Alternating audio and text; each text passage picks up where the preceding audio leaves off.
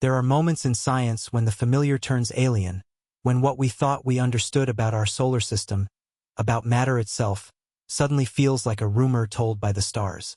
For centuries, we have looked up and seen order, planets following invisible clockwork, the calm predictability of the night sky.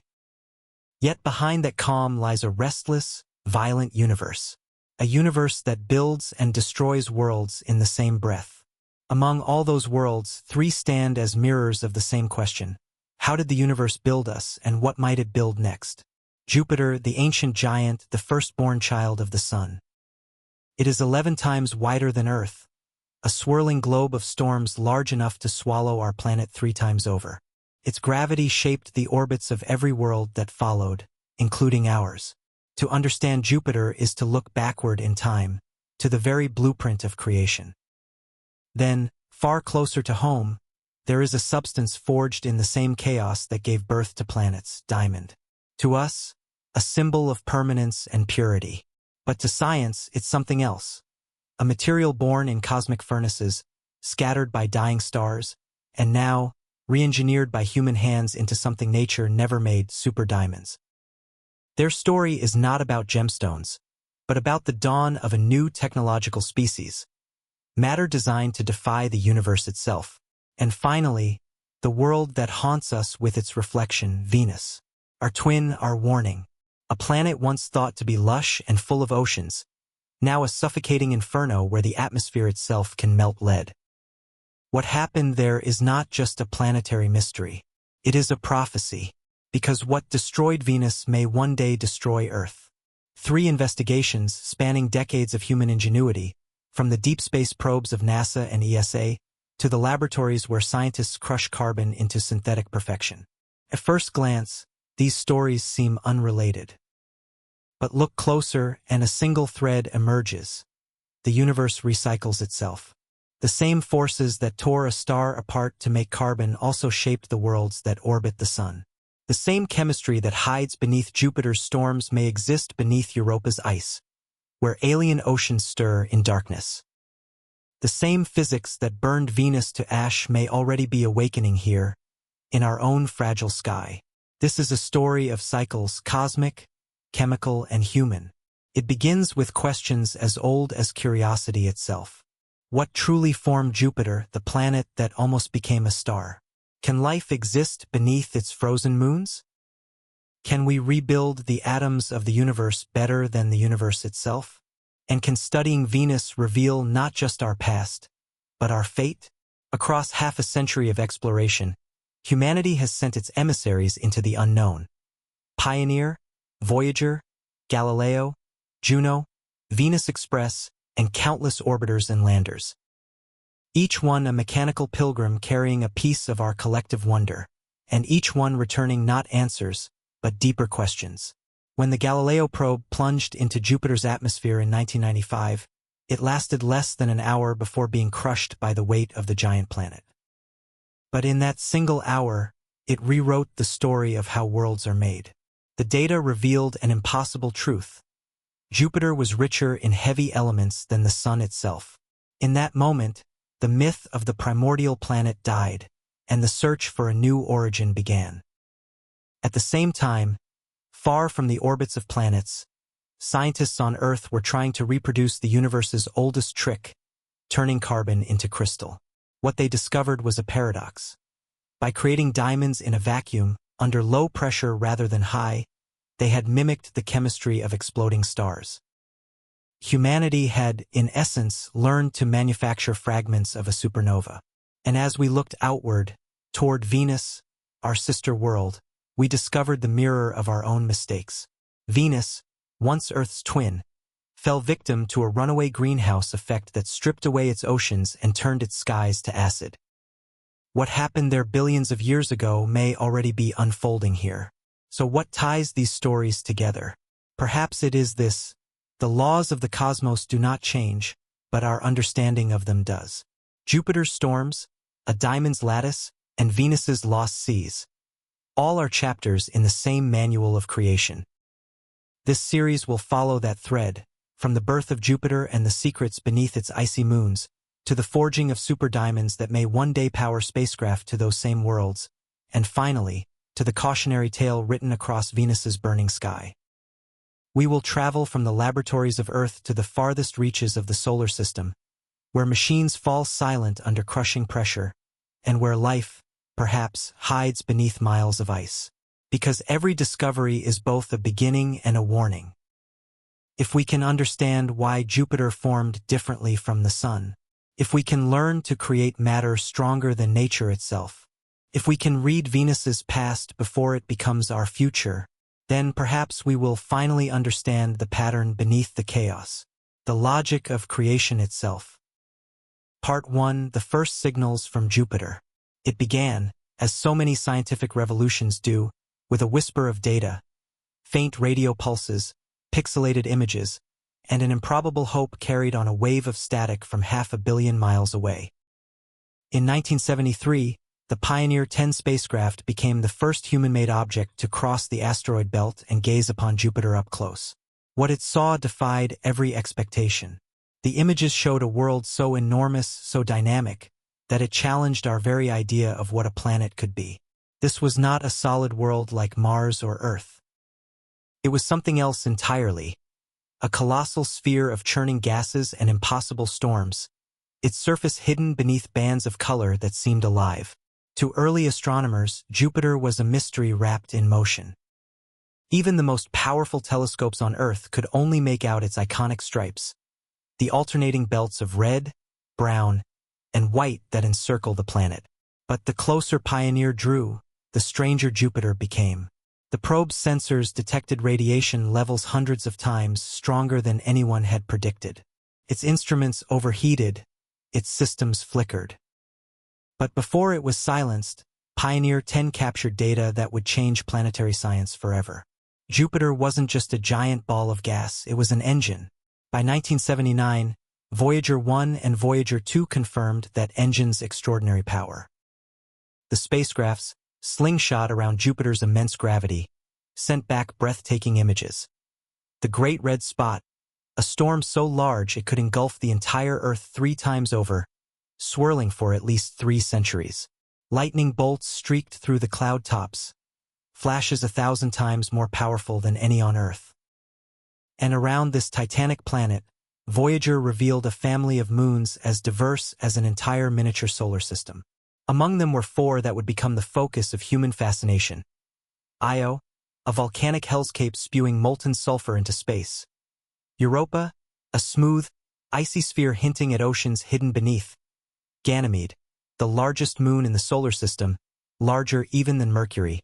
And Callisto, ancient and cratered, its face scarred by cosmic impacts. No one had expected these worlds to be so alive. Io, orbiting closest to Jupiter, was in constant torment, its crust stretched and squeezed by Jupiter's gravitational pull. The heat from that tidal flexing powered hundreds of active volcanoes, some hurling plumes hundreds of miles high. This was a world that should have been dead, frozen solid in the cold beyond Mars. Yet here it was erupting like a living organism. Europa, by contrast, seemed calm, a gleaming white world etched with mysterious lines and ridges. But beneath its frozen surface, the data hinted at something extraordinary. An ocean, possibly deeper than any on Earth, kept warm by the same tidal forces that tortured Io. When the Voyager images reached Earth, a quiet but profound realization swept through the scientific community. If there is liquid water anywhere beyond Earth, there might be life. But for all its wonders, Jupiter remained untouchable. Its immense gravity and lethal radiation made it a fortress in space. A closer look seemed impossible until NASA conceived of a daring plan. In October 1989, the Space Shuttle Atlantis thundered into orbit carrying a strange, angular payload, the Galileo spacecraft. Its mission was audacious: to travel nearly 6 years across the solar system, arrive at Jupiter, and then dive directly into its atmosphere. But there was a problem. No rocket in existence could push Galileo straight to Jupiter. Engineers at NASA devised an ingenious solution. They would steal momentum from other planets. The spacecraft would first loop around Venus, then slingshot twice past Earth, each time borrowing a fraction of our planet's orbital energy before finally being flung toward Jupiter. It was quite literally a cosmic billiard shot, and it worked. As Galileo coasted toward its destination, an unexpected drama unfolded. In 1994, astronomers discovered a comet, Shoemaker-Levy 9, that had been torn apart by Jupiter's gravity. 21 fragments of the comet were on a collision course with the planet. For the first time in history, humanity would witness two celestial bodies collide. Every telescope on Earth, from Hawaii to Chile, turned toward the gas giant. The Hubble Space Telescope, newly repaired after its flawed mirror debacle, trained its gaze as well.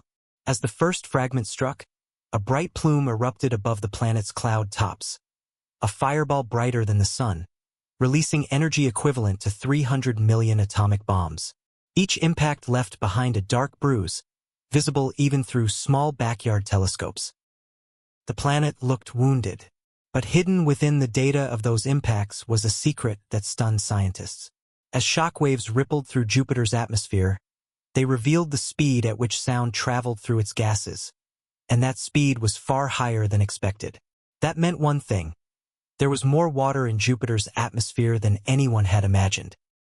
The discovery shattered long-held theories. Jupiter, thought to be a failed star, composed almost entirely of hydrogen and helium, was now revealing a different story, one rich in heavier elements, perhaps even shaped by the same icy materials that formed the outer planets. When Galileo finally arrived a year later, in December 1995, it carried with it a small atmospheric probe. The probe's mission was simple and suicidal: plunge into the Jovian clouds, measure temperature, pressure, and chemical composition, and transmit the data back before being crushed. It survived for 58 minutes.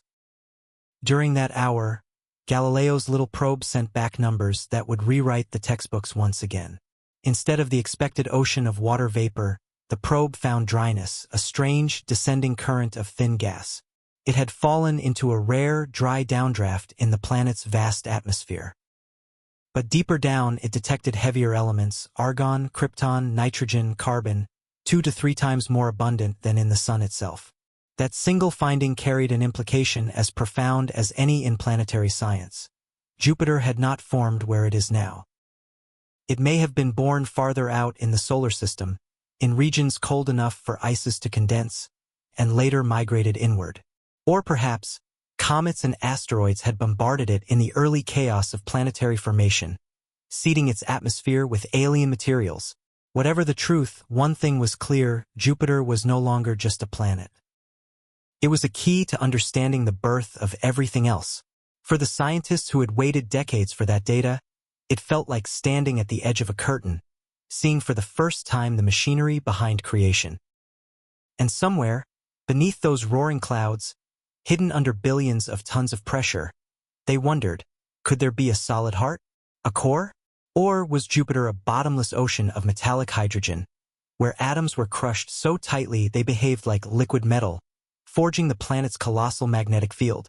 No one knew, but the journey had only just begun. Part 2: The Storm That Never Dies. For 3 centuries, a crimson eye has stared out from Jupiter's southern hemisphere. Vast, ancient, and unblinking. It is the Great Red Spot, a storm so immense that it could swallow our planet whole and still have room for Mars. Astronomers have watched it for generations, sketching its swirling form through telescopes and wondering, how can any storm last this long? On Earth, hurricanes fade in days once they lose contact with warm oceans. Yet on Jupiter, the red spot has raged for at least 350 years, perhaps far longer. It is not simply a storm. It is a mystery written in gas and lightning. When the Galileo spacecraft began orbiting Jupiter in 1995, one of its primary missions was to study this strange feature. But there was a complication. During its long flight, Galileo's high-gain antenna, the large dish meant to send high-resolution images back to Earth, failed to deploy. What should have been a constant stream of motion pictures became a slow trickle of compressed data. The engineers and scientists faced a dilemma: abandon the study or find a new way to see. They chose the latter. Using the probe's smaller antenna and a series of timed exposures, Galileo created three-step movies, snapshots taken hours apart, stitched together to reveal motion. It was a compromise, but what those blurred sequences revealed astonished the team. Around the great red spot, smaller white ovals churned like satellites in a turbulent sea. They twisted, collided, and merged, miniature tempests feeding energy into their larger parent. It was here that scientists began to glimpse the secret of Jupiter's eternal storm. It feeds on itself. In 2000, two of those white ovals merged to form a new, more powerful storm. 2 years later, a third oval joined them, birthing what astronomers nicknamed Red Spot Jr. As months passed, its color deepened to a pale orange, echoing the great red spot above it. For the first time, humanity had witnessed the birth of a Jovian hurricane, a smaller reflection of a monster that has outlived civilizations. The discovery confirmed a theory that had long been debated. Jupiter's atmosphere is a complex ecosystem. Small thunderstorms, fueled by heat rising from deep within the planet, combine and devour one another, creating larger and longer-lived systems. Energy flows upward, from countless minor vortices into a few colossal, persistent ones. A meteorological food chain where the big storms literally eat the small. But that still didn't explain the impossible longevity. Even with constant feeding, a storm of that scale should eventually dissipate. Something else was preserving it. To understand why, scientists looked not at the storms themselves, but at the planet's rotation. Jupiter is the fastest spinning planet in the solar system. A single day there lasts just under 10 Earth hours. That furious spin flattens the planet at its poles, stretches its equator, and whips its atmosphere into alternating jet streams, the colored bands we see from Earth. Between those bands, immense shear forces create vortices that can persist for years, even centuries. Dr. John Arno, a planetary scientist studying fluid dynamics, demonstrated this using nothing more than a jar of water and a drop of dye. When the jar spins rapidly, two stable vortices emerge and endure, tiny echoes of Jupiter's storms. The faster the rotation, the longer the vortices survive. The principle is simple but profound. In a rapidly rotating system, turbulence can create order. Chaos gives birth to coherence.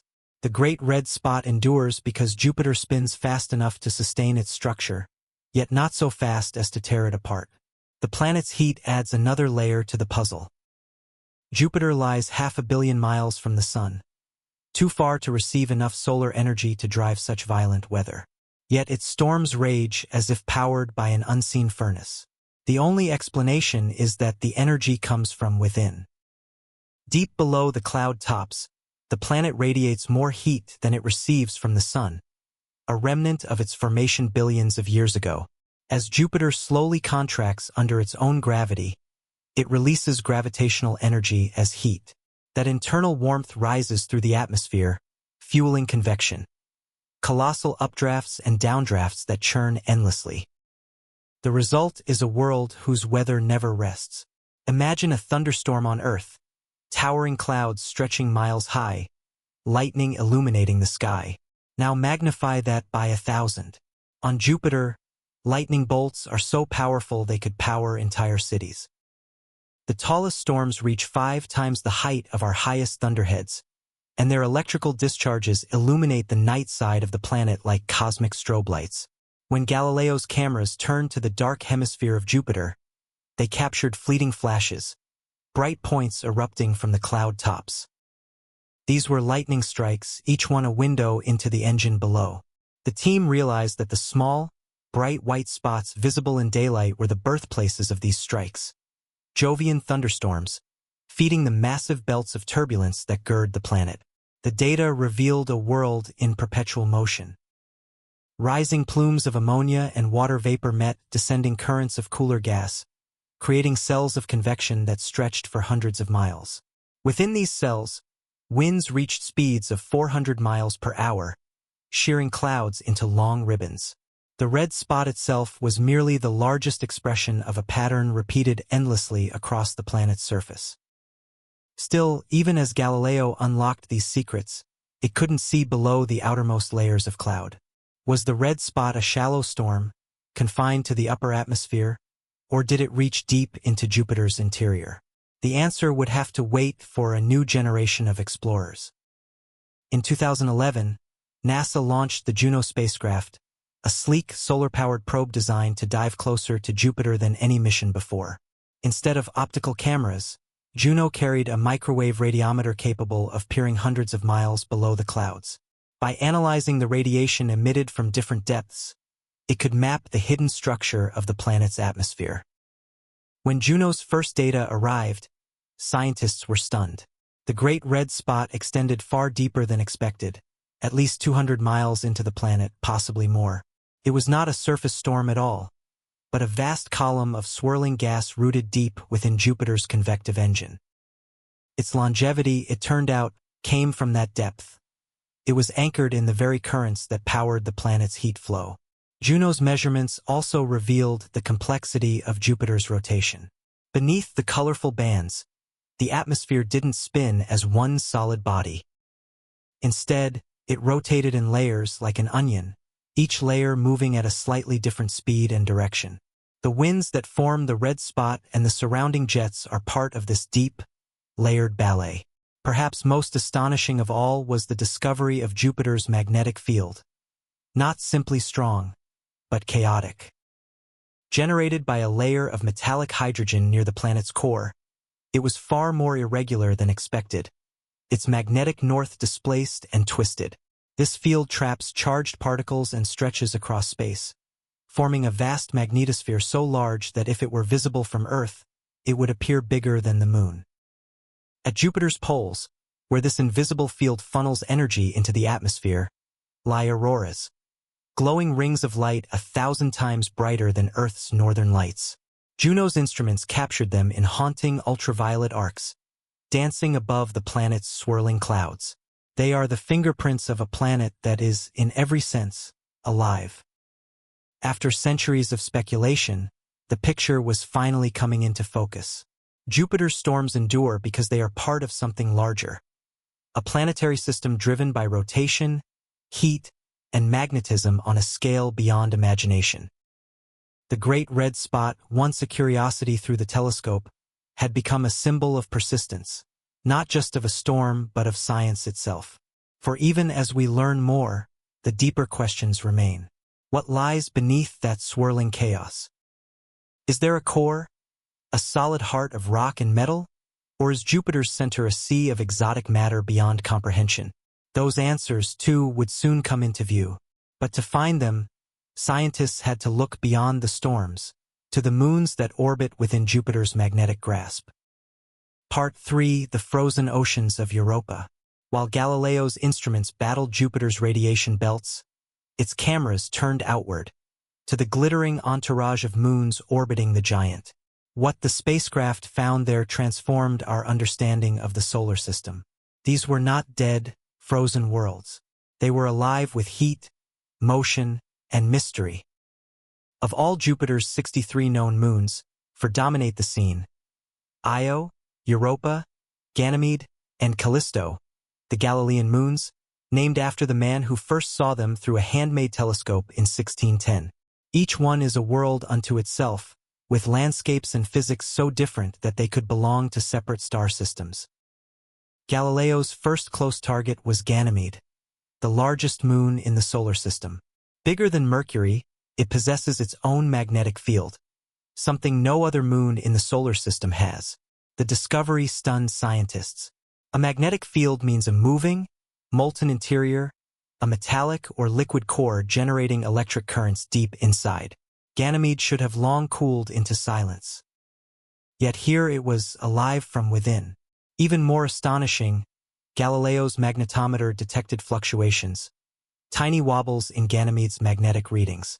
The only explanation: a subsurface ocean, a vast body of salt water hundreds of miles below the icy crust. Suddenly, a new pattern was emerging. Ganymede wasn't alone. When Galileo shifted its gaze to Callisto, the outermost of the four, the data revealed something equally perplexing. Callisto's ancient surface was scarred by billions of years of impacts, older than any terrain on Earth or the Moon. Yet beneath that battered face, the probe detected another weak magnetic signal. Could it too be hiding an ocean beneath the ice? The idea was unthinkable. Callisto, far from Jupiter's heat, should be frozen solid. But Jupiter's magnetic grip, combined with slow tidal forces, might be enough to stir its interior. Beneath its ancient shell, Callisto could conceal a slush-like mix of ice, rock, and liquid, an underground realm untouched since the birth of the solar system. Still, the most extraordinary world lay closer in. Io, Jupiter's innermost major moon, was expected to be a frozen wasteland. Instead, Galileo found a volcanic hell. Plumes of sulfur shot hundreds of miles into space. Rivers of molten rock streaked across its surface. Every image revealed change. New eruptions, shifting plains, landscapes reborn in months rather than millennia. Io was constantly tearing itself apart. The reason lay in gravity's relentless tug-of-war. Io's orbit is locked in a resonance with Europa and Ganymede. For every orbit Ganymede makes around Jupiter, Europa makes 2, and Io makes 4. Their mutual gravitational pulls stretch and compress Io's solid crust, generating immense frictional heat. It is this tidal heating that powers Io's hundreds of volcanoes, making it the most geologically active body in the solar system. But for all its violence, Io's tortured existence pointed toward something beautiful. If gravity could create heat on Io, then the same process might keep Europa warm enough to harbor an ocean beneath its frozen shell. Europa had always been an enigma, a pale, smooth sphere laced with dark streaks and scars. Unlike other moons, it lacked towering mountains or deep craters. Its surface was young, geologically speaking, renewed again and again by something moving below. As Galileo's high-resolution cameras scanned its surface, scientists noticed strange patterns. Double ridges stretching for thousands of kilometers, curving and crossing like veins of glass. Between them lay bands of reddish-brown material, contaminants, perhaps, pushed up from beneath. The colors were subtle but significant. They hinted at salts, perhaps even organic compounds, carried upward through the ice. Then came the crucial evidence. As Europa moved through Jupiter's magnetic field, the probe detected oscillations, changes in electromagnetic readings synchronized with the moon's orbit. To anyone versed in planetary physics, the meaning was clear: a global conductive layer beneath the surface. The only substance that could explain those readings was liquid water. Europa was not a frozen ball of ice. It was an ocean world, encased in ice perhaps 10 miles thick, covering a body of water 60 to 100 miles deep. That ocean would contain twice as much liquid water as all of Earth's oceans combined. In that revelation, everything changed. For the first time, humanity had discovered a world beyond Earth with all 3 ingredients for life: liquid water, essential chemistry, and energy. The same tidal forces that melted Io's rocks could generate heat at Europa's seafloor, driving hydrothermal vents, exactly like those on Earth's ocean floor, where life thrives without sunlight. The implications were staggering. If microbial life could exist on Earth's deep seafloor, feeding on minerals instead of sunlight, why not on Europa? Planetary scientist Bob Pappalardo began to test the idea in the lab. He used slabs of ice, bending and flexing them to mimic Europa's tides. The result: cracks formed, slid, and refroze, creating twin ridges identical to those seen in Galileo's images. As the ice blocks rubbed together, friction generated heat, enough to melt ice and allow water to seep upward. When it refroze, it left behind the same double ridges visible across Europa's surface. The theory fit perfectly. Europa's surface wasn't static. It was alive with motion, constantly opening and sealing as tides cycled beneath. Those ridges might be scars from a restless ocean pushing against its prison of ice. Other clues deepened the mystery. Galileo observed chaotic regions where ice plates seemed to have broken apart and refrozen at odd angles, like shards of glass floating on slush. These were places where the surface had melted, churned, and refrozen, evidence of a dynamic environment, reshaped from below.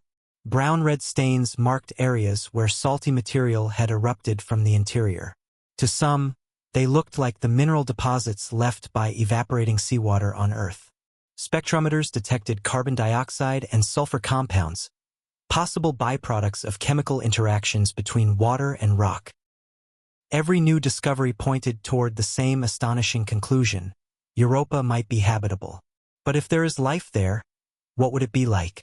Not fish or whales or anything we could see, scientists cautioned. Instead, the search focuses on microorganisms, tiny, resilient, perhaps similar to the bacteria that thrive around hydrothermal vents on Earth.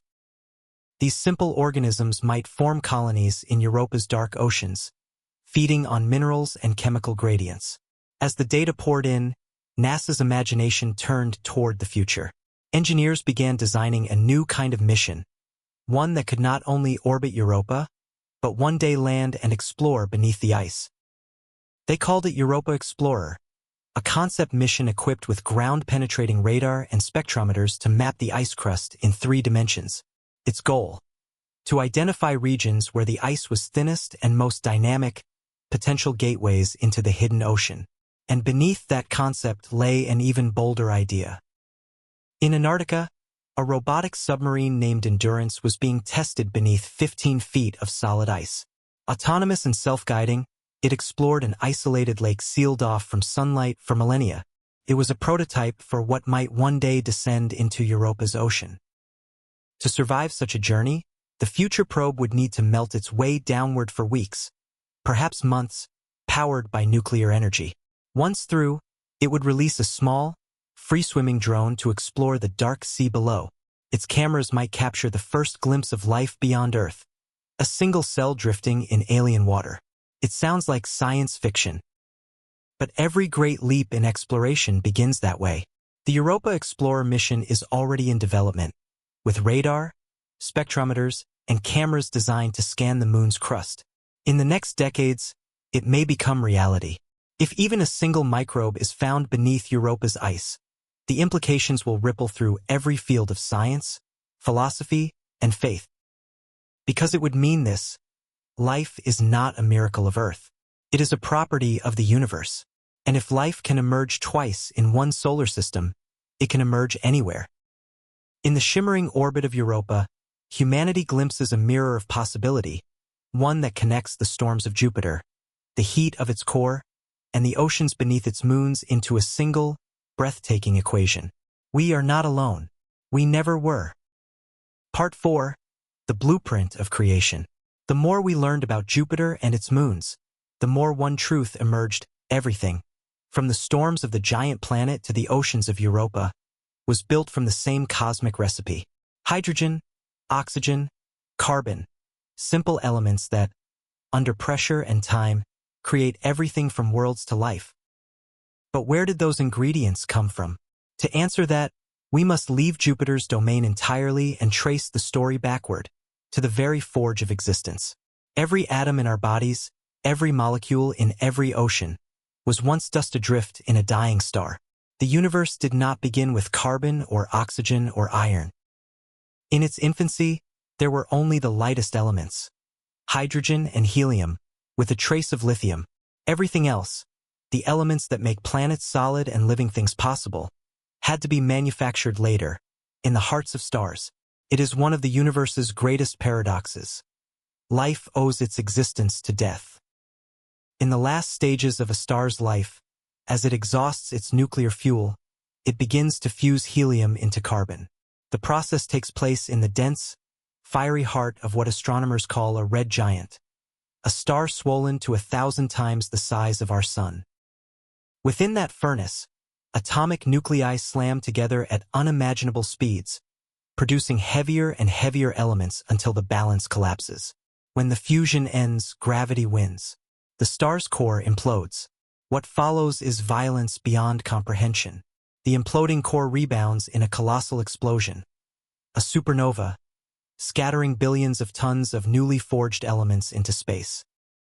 Carbon, oxygen, silicon, iron, all the raw ingredients for future worlds are hurled outward at a fraction of light speed, seeding the galaxy with potential. Some of that dust, billions of years ago, fell into a newborn cloud of gas orbiting a young star, our Sun. From that debris, the planets formed. Jupiter captured most of the gas, Earth the metals and minerals. In the process, one element became particularly precious: carbon. Carbon is the architect of life and the skeleton of matter. It binds easily with itself and others, forming chains, rings, and lattices, the chemical imagination of the universe. Under the right conditions, carbon takes on one of nature's most extraordinary forms: diamond. For centuries, diamonds were considered eternal, objects of beauty, mystery, and superstition. But science eventually revealed a more profound story. Diamonds are not eternal, they are ancient. They are the relics of carbon transformed by unimaginable pressure and heat deep within the Earth's mantle and perhaps far beyond it. To form a natural diamond requires both patience and violence. Carbon, buried 100 miles beneath the crust, is crushed under pressures 50,000 times greater than at sea level and heated to more than 2,700 degrees Fahrenheit. In that crucible, the carbon atoms rearrange into a lattice so perfect that it becomes the hardest substance known. For millions of years, those crystals wait until a volcanic eruption, a rare, explosive event called a kimberlite eruption, blasts them to the surface. Every natural diamond is a messenger from the deep, but some, scientists discovered, come from even farther away. In 2006, researchers studying meteorites from South America and Africa found something extraordinary inside them: black diamonds, or carbonato. Unlike gemstones from Earth, these were porous, filled with microscopic voids and alien isotopes. Their atomic fingerprints matched no known geological process on our planet. The conclusion was astonishing. These diamonds were not of earthly origin. They had formed in the vacuum of space.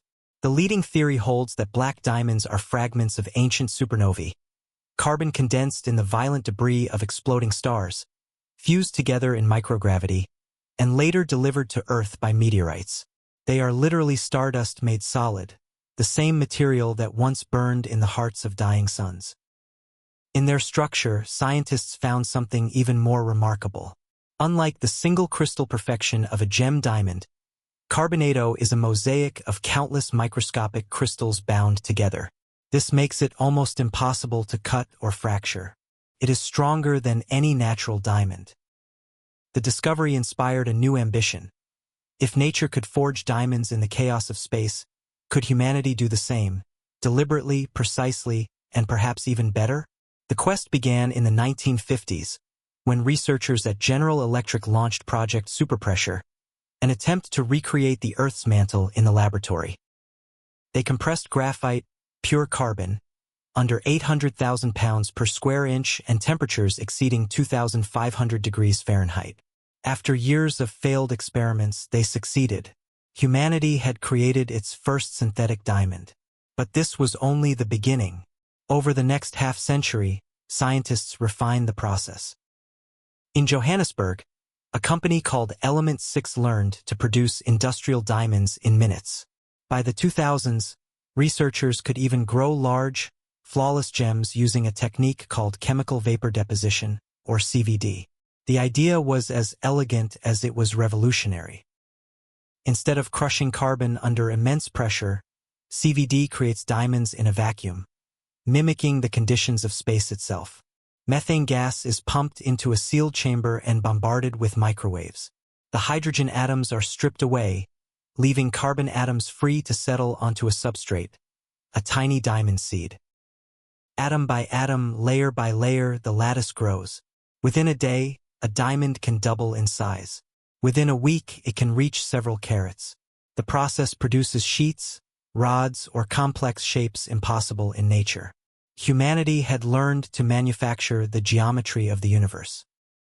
But the greatest potential of these synthetic diamonds lies not in jewelry, but in technology. Diamond conducts heat better than any other known material, 5 times faster than copper. It is transparent across the entire spectrum of light, from ultraviolet to infrared. When infused with trace elements like boron, It even conducts electricity. In short, diamond is a perfect material, one that could transform everything from electronics to space exploration. Engineers dream of diamond-based semiconductors that can operate at extreme temperatures, enabling spacecraft and rovers to survive environments like Venus's inferno or Jupiter's radiation belts. A diamond transistor could run 30 times faster than silicon and never overheat. At the Carnegie Institution for Science in Washington, researchers are already using diamond anvils, tiny devices that compress samples between two diamonds, to recreate the pressures found at Earth's core. These tools can simulate millions of atmospheres, revealing how matter behaves deep inside planets. In one experiment, scientists placed bacteria between the anvils, squeezing them until the liquid around them froze into solid ice. Astonishingly, a small fraction of the microbes survived, enduring pressures millions of times greater than Earth's atmosphere. The result raised a provocative question. If life can survive such extremes here, could it endure within the icy oceans of Europa or the crushing depths of Jupiter's atmosphere? From supernovae to laboratories, from stardust to living cells, the pattern repeated itself. Creation and endurance, the universe's twin signatures. Carbon, the child of dying stars, becomes the seed of planets. Under pressure, it becomes diamond, nature's archive of time. Under human hands, it becomes something more, a bridge between what the cosmos made and what we can make ourselves. And in that bridge lies both wonder and warning. Because to create matter as strong as a star's legacy is to take part in the universe's oldest process, the act of forging worlds. The more we learn to shape carbon, the closer we come to the power that once belonged only to the heavens. But even as scientists built diamonds in the lab, a darker twin of our own world was whispering from the inner solar system. A planet once as blue as ours, now wrapped in clouds of acid and fire. Venus. If Jupiter shows us how worlds are born, Venus shows us how they die. Part 5. The Hell Next Door. From Earth, Venus gleams brighter than any other planet in the night sky. To the naked eye, it looks serene, a perfect white pearl hanging near the horizon at dawn or dusk. For centuries, poets called it the morning star, the goddess of beauty, the twin of Earth. But up close, Venus is no goddess. It is a ghost, the ruined reflection of what our world might one day become. The first humans to study Venus through telescopes in the 17th century saw only mystery. Its surface was permanently hidden by thick clouds. Some imagined tropical jungles, endless oceans, and rain that never stopped.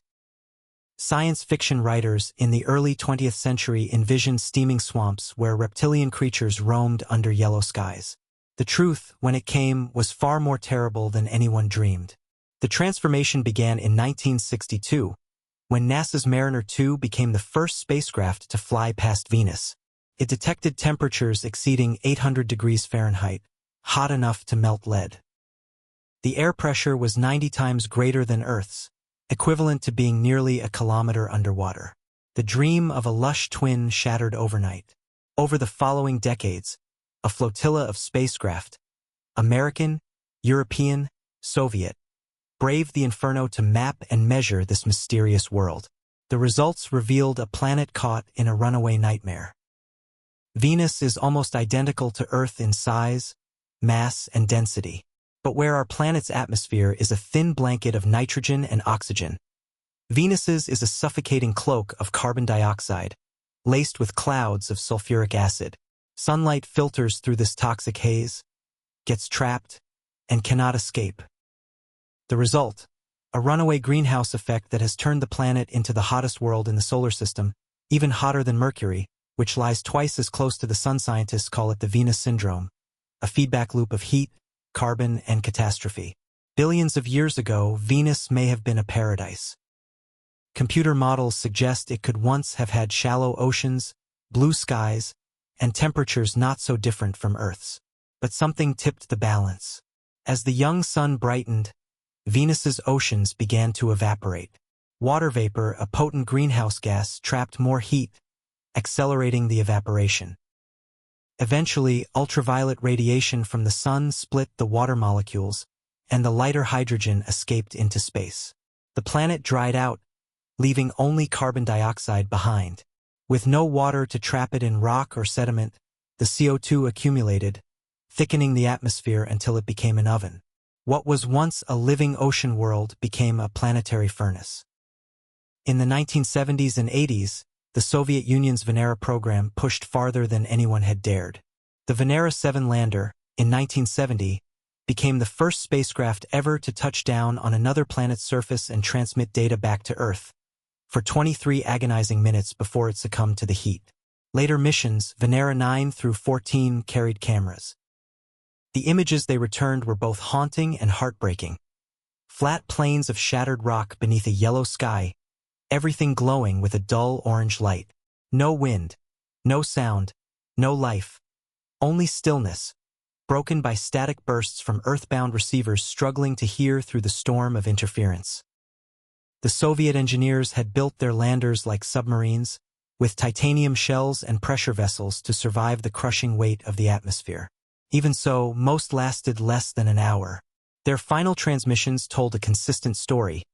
A surface temperature of 462 degrees Celsius, pressure of 92 bar, and clouds filled with droplets of concentrated sulfuric acid.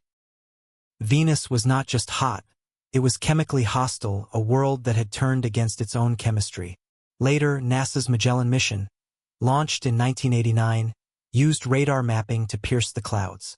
Over 4 years, Magellan mapped 98% of the planet's surface in stunning detail. Beneath the haze lay a volcanic world, plains of basaltic lava, massive rift valleys, and mountains higher than Everest.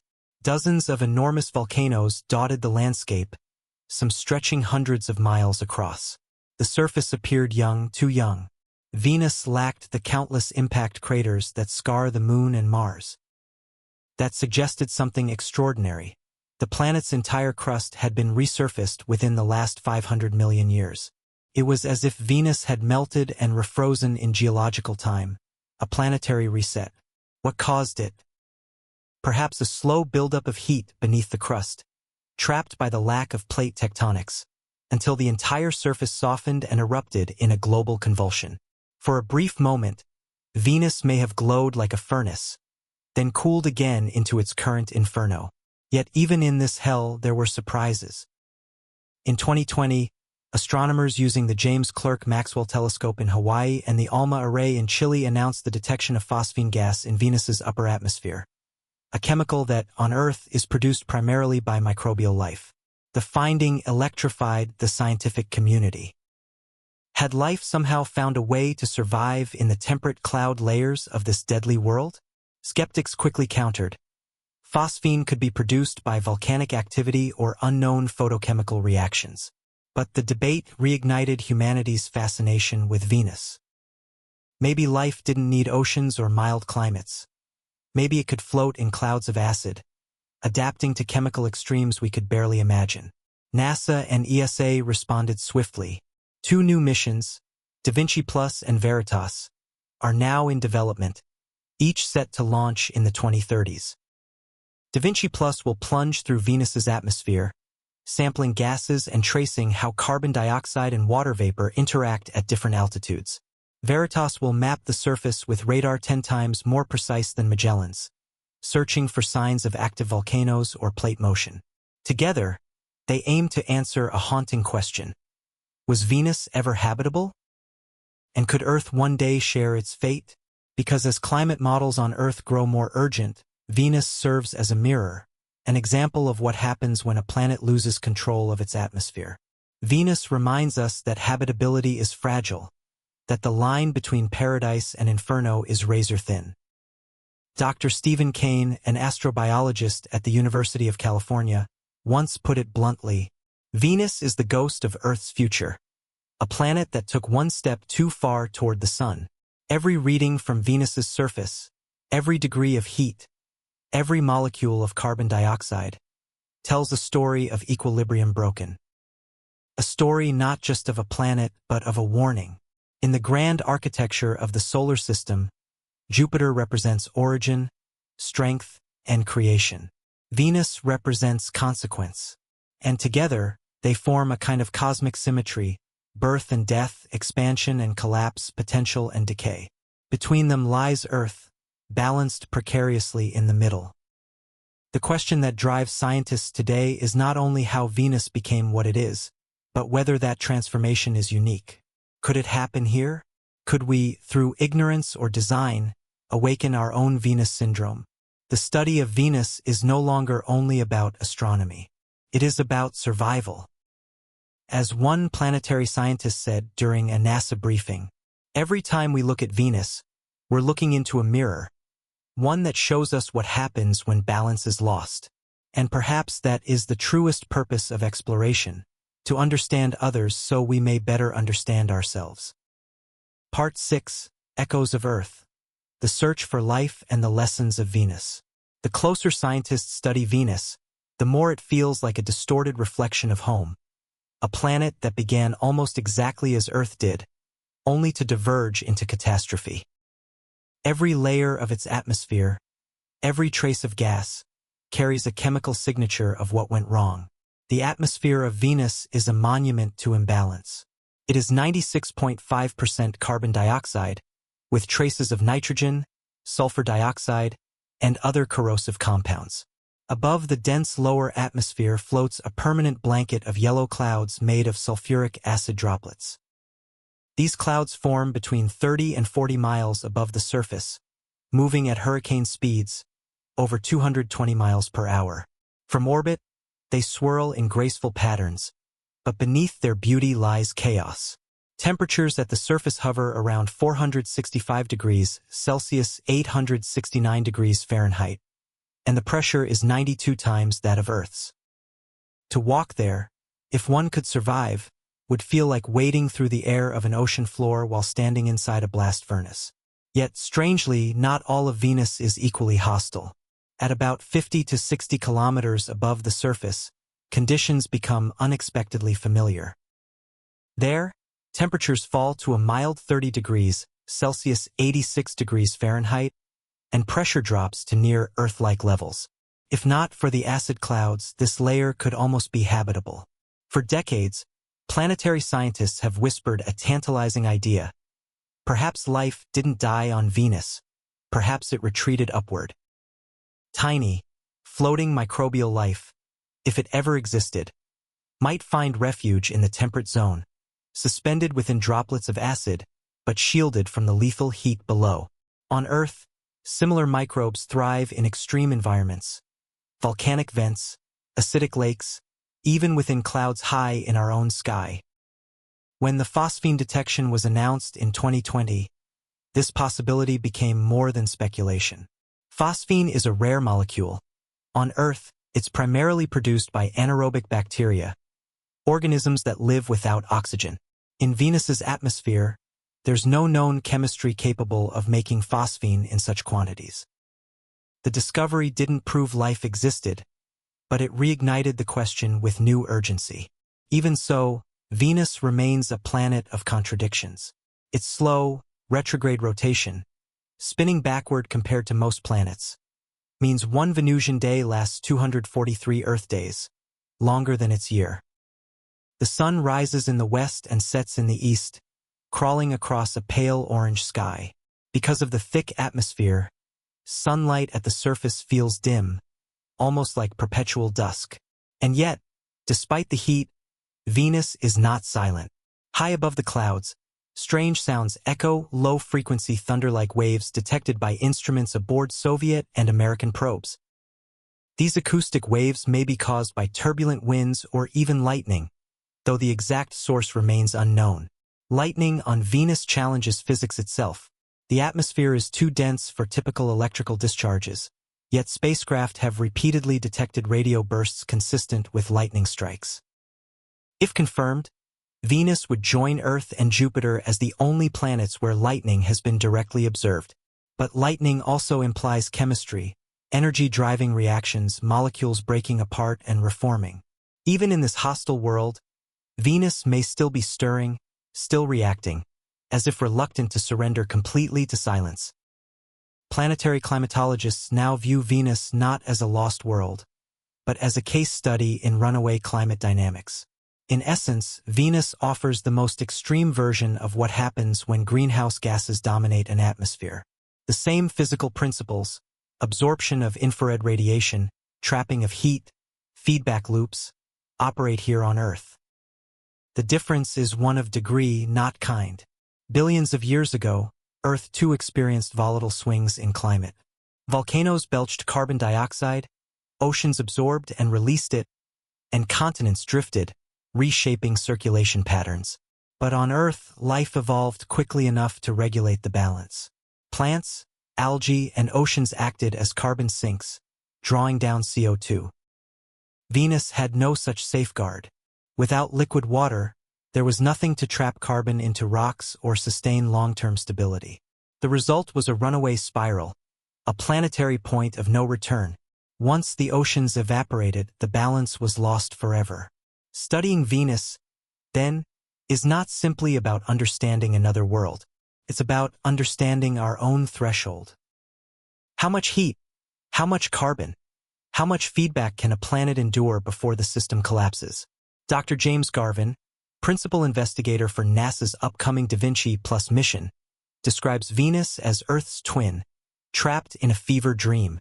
Da Vinci Plus, deep atmosphere Venus investigation of noble gases, chemistry, and imaging, will descend through the planet's atmosphere, sampling gas composition layer by layer. It will measure isotopes of hydrogen and oxygen to determine how much water Venus once had, and how fast it vanished. Veritas, meanwhile, will orbit above, mapping the planet with radar so sensitive it can detect the subtle rise and fall of volcanoes. If the data show active flows, it will confirm that Venus is still geologically alive. Together, these missions aim to solve a mystery stretching back billions of years. Did Venus once look like Earth? And if so, when did it cross the line of no return? To answer that question, scientists have built complex climate models of early Venus. Some show oceans lasting for hundreds of millions of years, perhaps even longer. Others suggest that the planet was doomed from the start, its proximity to the sun ensuring that any water would eventually evaporate. In either case, the lesson is clear. A planet's atmosphere is its memory. It remembers everything, every eruption, every molecule released or absorbed.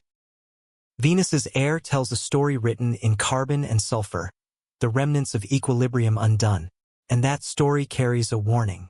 Here on Earth, we are writing our own atmospheric history. Every ton of carbon dioxide we release adds a line to the script, a line that may one day rhyme with Venus's fate. Scientists often hesitate to draw direct comparisons, but the physics are the same. Greenhouse gases trap heat, oceans warm, feedbacks accelerate, clouds shift. Venus is not merely a cautionary tale, it is a mirror tilted toward the future. Yet even within its devastation, there is a strange kind of hope.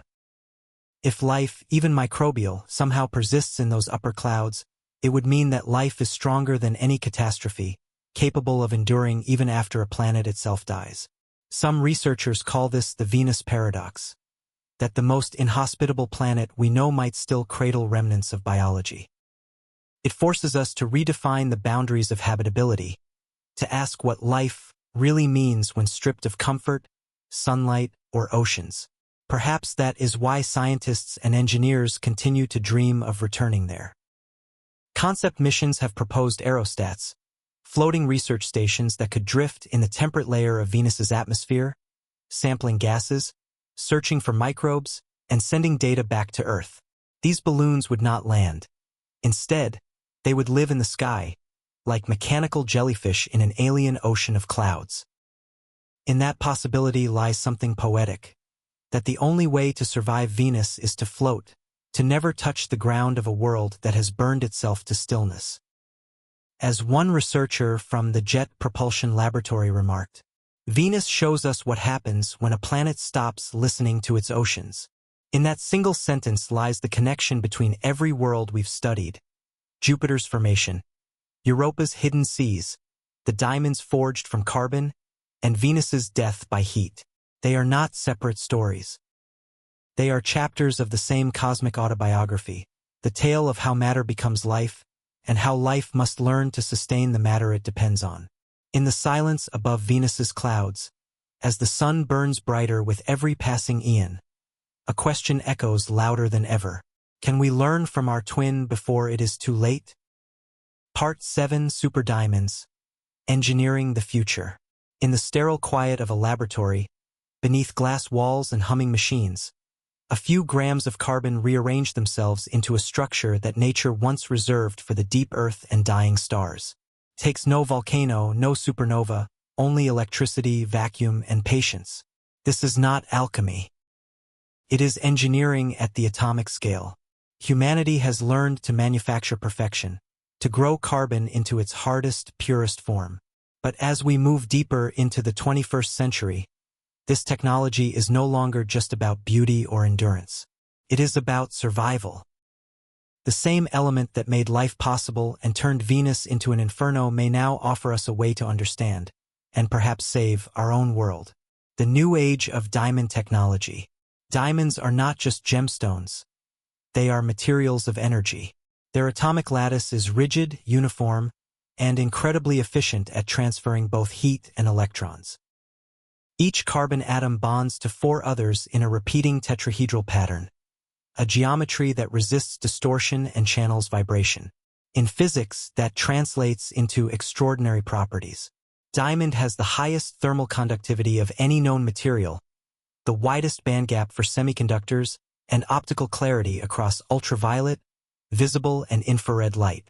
It is not just hard, it is honest. Every atom sits exactly where it should. When scientists realized this, they began to imagine machines built not of silicon, but of diamond, machines that could endure radiation, heat, and pressure far beyond what any circuit today can survive. At the National Institute for Materials Science in Japan, engineers have created the first diamond transistors capable of operating at over 600 degrees Celsius. Such devices could function in environments that would instantly destroy conventional electronics. That means sensors for volcanoes, reactors, or even other planets. A rover on Venus, for example, fails within hours because its computers overheat. But a rover built with diamond circuitry could last weeks, perhaps long enough to unlock the planet's most guarded secrets. The implications reach far beyond exploration. On Earth, diamond-based chips could revolutionize power grids, electric vehicles, and renewable energy storage. Their efficiency could cut energy losses by more than half. In an age when humanity struggles to limit emissions, even such incremental gains could shift the balance. And yet, this revolution is still in its infancy. Growing matter like stars. The method is deceptively simple. A small sliver of diamond, a seed, is placed inside a chamber filled with hydrogen and methane gas. Microwaves energize the gas, stripping electrons and creating a plasma. Within this glowing cloud, carbon atoms rain down and settle on the seed, forming new layers of diamond atom by atom. What once took nature millions of years can now be done in days. Researchers can tune the process like a recipe, adjusting temperature, gas mix, and power to produce diamonds with specific properties. Need transparency for optics? Purity is key. Need conductivity? Add boron or nitrogen. The result is a designer material, tailored to any purpose. In effect, humanity has learned to grow matter with intention. One project at the Massachusetts Institute of Technology goes even further. Scientists there are experimenting with multi-layered diamonds, sheets of carbon alternating with other elements to form quantum structures. When cooled near absolute zero, these layers can trap and manipulate individual electrons, acting as qubits for quantum computing. Inside these artificial diamonds, information exists in a strange limbo, both 0 and 1, alive and dead, echoing the probabilistic fabric of the universe itself. It is a quiet irony. The hardest material known to science is now being used to explore the softest, most elusive idea possibility: diamonds and the climate equation. But there is another, more urgent use. Carbon, the element of creation, has become the symbol of crisis. Our atmosphere holds over 420 parts per million of CO2, a level unseen for millions of years. If Venus is the ghost of our future, carbon is the whisper that calls it closer. Scientists are now experimenting with ways to capture carbon directly from the air and turn it into solid diamond. At facilities in Switzerland, Iceland, and Canada, companies like Climeworks and Carbon Engineering are pioneering direct air capture, pulling carbon dioxide from the atmosphere using chemical filters. Meanwhile, material scientists propose transforming that carbon into stable solid forms, graphite, graphene, or diamond, effectively locking it away for millennia. The process is energy-intensive, but elegant. CO2 is broken down. Its carbon atoms are extracted and fed into a diamond-growing chamber. Each carat of diamond represents dozens of kilograms of carbon pulled out of the sky. Some startups already market carbon-negative diamonds, grown using renewable energy. They are not only symbols of love, but of reclamation. Rings that literally take carbon from the atmosphere and fix it forever in crystal form. This convergence of chemistry and conscience may seem symbolic, but it hints at something larger: the merging of environmental science with materials science. If we can learn to manage carbon at the atomic level, to remove, store, and reshape it, we may yet rewrite the story that Venus began. Pressure as a teacher. Every diamond, whether born in the mantle or a microwave chamber, carries a message about pressure. It tells us that stability does not mean stillness, that structure emerges only when forces balance perfectly. Too little pressure, and atoms scatter into chaos. Too much, and the lattice collapses. Perhaps civilizations are the same. Humanity stands between the crushing weight of its own progress and the vacuum of possibility. Our technology can destroy or sustain, heat or heal, consume or transform. Diamonds, paradoxically, remind us that endurance arises not from ease, but from equilibrium. At NASA's Goddard Space Flight Center, materials engineers test diamond-coated sensors designed to endure the radiation belts of Jupiter. These instruments may one day dive through Europa's ice or survive on the surface of Venus. Each layer of diamond acts as armor against entropy, protecting delicate silicon circuits beneath. The symbolism is impossible to miss. Just as the universe forged diamonds in chaos, we now forge them in laboratories, miniature recreations of the same cosmic violence that built the stars. The act is no longer imitation. It is participation. Humanity has entered the same cycle that began with supernovae and still shapes planets today. And in this act of creation, we may also discover a new humility. For the line between engineering and evolution grows thinner every day. The material of tomorrow. As research accelerates, scientists envision entire infrastructures built around carbon's most perfect form. Diamond-based solar cells, heat-resistant spacecraft, quantum sensors for deep space navigation, even biomedical implants that never corrode or degrade. At the European Space Agency's Materials and Electrical Components Laboratory, prototypes of diamond-infused solar panels have survived temperature swings of -200 degrees Celsius to +400 degrees Celsius without loss of efficiency. One engineer remarked, "It's as if we've found the skeleton key for all hostile environments. From Jupiter's frozen moons to Venus's blazing skies, the same material could enable exploration of both extremes." And so, in the laboratories of Earth, amid plasma glow and humming power supplies, we are learning to do what the universe has done since its birth: turn carbon into order. The diamond, once a symbol of permanence, is becoming a symbol of adaptation. It connects creation and catastrophe, physics and purpose. Every synthetic diamond grown in a chamber is a reminder that even chaos can be harnessed, if we listen closely enough to its pattern. The same pattern that began with Jupiter's birth, that carved oceans under Europa's ice, that burned Venus to silence, now pulses inside our machines. In mastering carbon, we are not just shaping matter. We are shaping the next chapter of existence. Part 8: The Convergence, from the stars to the self. In every diamond lattice, in every swirling storm on Jupiter, and in every molecule of carbon drifting through Venus's clouds, there is a pattern repeating itself: creation, transformation, endurance. It is the same pattern that built the stars and now flows through us. For most of history, humanity believed it stood apart from the cosmos, observers gazing outward. But the more we learn, the clearer it becomes. We are not witnesses of the universe. We are one of its expressions. Each discovery, from Galileo's trembling sketches of Jupiter's moons to Juno's deep radio scans, draws a line from the infinite to the intimate. The universe is not a distant stage. It is our origin and, perhaps, our reflection. The self-aware universe. There is a quiet irony in the fact that the cosmos, through us, has learned to look back at itself. Every telescope, every particle detector, every probe we send outward is an extension of that awareness, the universe asking itself what it is made of. In that sense, when scientists peer into the storms of Jupiter or the carbon lattices of diamonds, they are not just studying matter. They are studying memory. Jupiter remembers the birth of the solar system, a time when everything was molten and raw. Venus remembers what happens when balance is lost. Diamonds remember the pressure that shaped them. And humanity remembers, through data, stories, and curiosity, what it means to seek meaning in the void. Astrophysicist Carl Sagan once said, "We are a way for the cosmos to know itself." It is not poetry. It is physics. Every atom in our bodies was once part of a star that lived, burned, and died billions of years ago.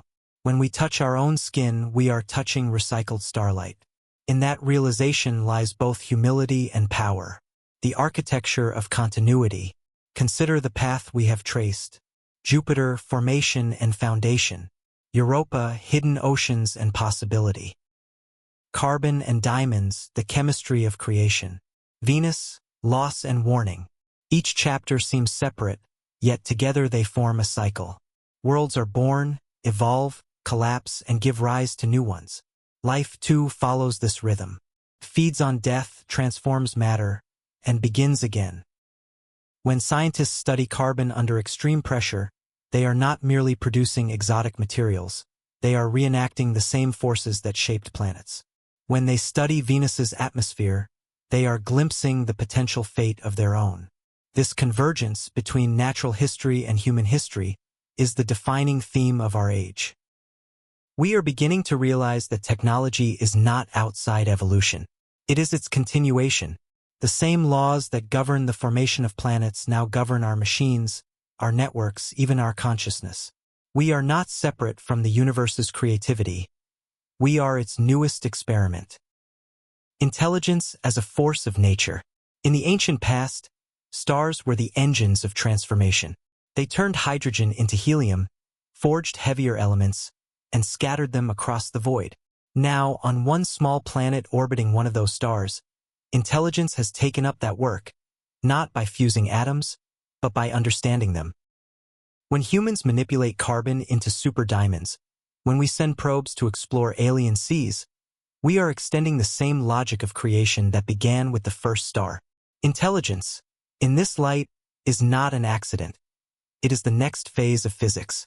Some scientists have begun to use a new term for this perspective: cosmic evolutionism. It suggests that consciousness itself is a natural consequence of complexity, that wherever the universe grows rich enough in patterns, awareness eventually arises to perceive them. If that is true, then the universe is not silent. It is learning. We are one of countless voices in an unfolding symphony. Each planet, each star, each living thing a note in a grand equation that has no composer, only participants. And perhaps that is the real meaning behind the question that has haunted humanity for millennia. Are we alone? Maybe the question was never about company. Maybe it was about continuity, whether what we are will persist, evolve, and one day look back at us from the stars we now study. The fragility of awareness.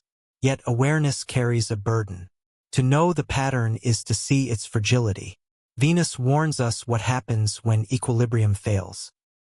The sky is a mirror showing our possible end. Every ton of carbon released, every forest burned, every current altered is a reminder that intelligence without foresight is merely another form of entropy. But within that danger lies the chance for transformation. When humanity learned to split the atom, it stood on the edge of annihilation and survived not by instinct but by reflection. When we learned to sequence the genome, we faced the temptation to redesign life and discovered ethics as a form of self-restraint. Now, as we learn to reshape carbon and manipulate the climate, the challenge is not power, but balance. We must decide whether we are engineers or stewards of the universe's creativity. The distinction matters. One consumes, the other cultivates. The universe looking back. In 2017, when the Juno spacecraft passed over Jupiter's poles, its cameras captured something no human eye had ever seen. Vast spirals of cyclones, blue and white, whirling like cosmic fingerprints. The patterns were mathematical, fractal, alive. The image became an icon of wonder, but also of recognition. It looked eerily familiar, like the swirls of DNA, like storms on Earth, like the currents of our own atmosphere. Nature was repeating itself at every scale. It was as if the universe were whispering a single message through all its forms. There is no separation, only rhythm. At that moment, every discovery, the frozen oceans of Europa, the burning clouds of Venus, the carbon crystals of Earth, aligned into a single equation. Matter becomes structure. Structure becomes life. Life becomes awareness. Awareness turns back toward matter. A loop, conversation, a memory. In this realization, science becomes something more than a tool. It becomes a dialogue between the cosmos and consciousness. Each question we ask is an echo returning from the stars, reshaping us in the asking. The next frontier. What comes next will not be defined by distance, but by depth. Humanity's greatest exploration may not be the colonization of other worlds, but the comprehension of this one. Understanding the forces that connect the smallest particle to the largest galaxy, the breath of a living being to the fusion of a star. To master carbon, to engineer matter, to sustain balance, these are not separate endeavors. They are the same act repeated across scales, an echo of the universe's first act of creation. We began this journey by looking outward, toward Jupiter's storms and Venus's inferno. But the final step may be inward, into the architecture of thought itself, where atoms and ideas intertwine. The cosmos is not asking us to conquer it. It is asking us to understand it, and, in doing so, to understand ourselves. Because if the universe is indeed conscious through us, then its future depends on what we choose to become. Part 9. The Web of Worlds. Every discovery we make about the planets reshapes the others. Jupiter's storms help us understand Earth's climate. Venus's death warns us of our own potential collapse. Europa's hidden seas whisper of life's resilience. Together, they form not a collection of worlds but a system of relationships, a living web that stretches from the sun's fiery heart to the frozen darkness beyond Neptune. In this web, every world influences every other. Gravitationally, magnetically, chemically, and, through us, intellectually. The solar system is not a set of isolated experiments. It is a single, evolving organism, the gravitational symphony. When Jupiter formed, its immense gravity reshaped the young solar system. It acted as both protector and destroyer, hurling comets away from the inner planets, but also flinging asteroids into chaotic orbits that occasionally crossed Earth's path. Without Jupiter, Earth might have suffered countless more catastrophic impacts. But without those very impacts, which brought water and carbon compounds, life might never have begun here. Protection and destruction, two sides of the same gravitational coin. Venus, too, exerts its influence subtly. Its bright reflection alters Earth's own climate through the tiniest gravitational tugs, contributing to long-term cycles known as Milankovitch variations, patterns in our planet's tilt and orbit that shape ice ages and warm periods. Even our most intimate climates are written in the language of planetary motion. From this perspective, the solar system becomes not a hierarchy but a harmony. Each world plays its note, Jupiter's deep bass of gravity resonating with Venus's high metallic hum, while Earth's thin melody threads between them. To change one is, inevitably, to alter the whole. The magnetic thread. Invisible fields connect the planets, flowing outward from the sun in a river of charged particles known as the solar wind. When that wind meets a planet with a magnetic field, like Earth or Jupiter, it forms a vast shield, deflecting radiation and creating auroras that dance at the poles. Jupiter's magnetosphere is so immense that it engulfs several of its moons. Europa and Ganymede orbit within this magnetic ocean, bathed in radiation yet protected from the full fury of the solar wind. The constant interaction between Jupiter's magnetic field and the Sun's output creates a dynamic link, a cosmic heartbeat pulsing through space. Even planets without magnetic shields, like Venus and Mars, respond to this solar rhythm. Their atmospheres are slowly stripped away by the wind, atom by atom, a slow erosion that shapes their fate. In that sense, the Sun is not just a source of light. It is a sculptor, carving the very air of worlds. And now, for the first time, we can see this web in motion. The Parker Solar Probe and Solar Orbiter missions have mapped magnetic connections between planets, revealing invisible highways of plasma that stretch across the solar system. The result is a portrait of space as a single, breathing organism, currents of energy flowing like blood between its organs. The chemical bridge. Just as forces connect worlds, so do materials. Meteorites found on Earth sometimes contain Martian or lunar origin signatures. They are literal fragments of other worlds that crossed interplanetary space and landed here. Each one carries stories of impact, formation, and chance, messages written in isotopes and minerals. One of these fragments, discovered in Antarctica in 1984, became famous. ALH 84001, a rock ejected from Mars millions of years ago. Within it, scientists found tiny, worm-like structures that some claimed were fossils of microbial life. Though later disputed, the discovery changed everything. It suggested that life, or at least its ingredients, could travel between planets, carried by rocks, dust, and time. This idea, known as panspermia, is no longer fringe speculation. We now know that impact events can eject material from one planet with enough velocity to escape gravity and reach another. If microbes could survive the journey, shielded within rock, then life itself might be interplanetary. Perhaps the story of life on Earth did not begin here at all. Perhaps it was imported, seeded by comets or ancient Martian dust. Or perhaps one day fragments of Earth will carry our own biology outward, to begin again elsewhere. The human connection. When we send probes to Jupiter, Venus, or Mars, we are extending this web consciously. Each mission is a node in an expanding network of curiosity and information.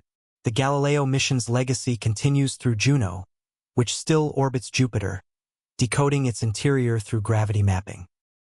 Europa Clipper, launching soon, will scan the Moon's surface for chemical plumes, signs that the hidden ocean below might communicate with space. Da Vinci Plus and Veritas will descend through Venus's clouds, searching for the ghost of habitability. Each spacecraft is a neuron in the brain of a species learning to think on a planetary scale. And with every transmission, every bit of data returned, humanity strengthens the invisible web connecting minds to matter, science to story, and technology to the timeless rhythm of creation. When Voyager 1 crossed the boundary of the heliosphere in 2012, leaving the Sun's magnetic influence, it sent back one last image. The pale blue dot Earth, a single pixel against the cosmic black. In that photograph, the entire web of worlds is reduced to a point of light. Yet within that point lies everything: the storms of Jupiter, the fire of Venus, the diamonds beneath our feet, and the consciousness that can see them all. The echo beyond the solar system. The web does not end at Neptune. The same laws that shape our neighborhood govern the galaxy itself. Stars orbit the Milky Way's center like planets around the sun. Clouds of dust collapse into new suns, birthing new worlds with their own stories of balance and loss. In 2019, astronomers discovered exoplanet systems that echo our own architecture. Gas giants guarding inner rocky worlds, ice-covered moons orbiting distant planets. The Kepler and TESS telescopes have cataloged thousands of such systems, each a variation of the same cosmic song. 1. Kepler 452b lies in the so-called habitable zone of its star, a potential twin to Earth. Another, TOI 700d, shares its delicate balance between warmth and cold. and still others orbit red dwarfs, where tides and radiation create conditions eerily similar to Jupiter's moons. In these discoveries, we glimpse repetition, the universe rehearsing its themes again and again.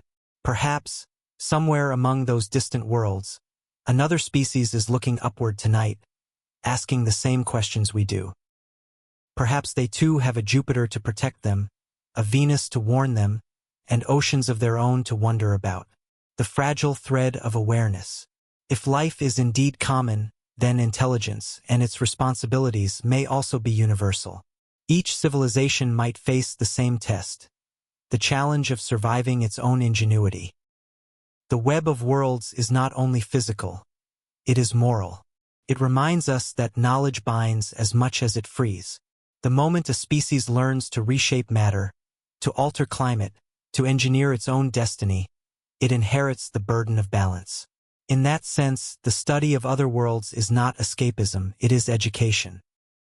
We explore Jupiter to understand gravity, Venus to understand greenhouse gases, Europa to understand life, and in doing so, we learn what kind of stewards we must be for Earth.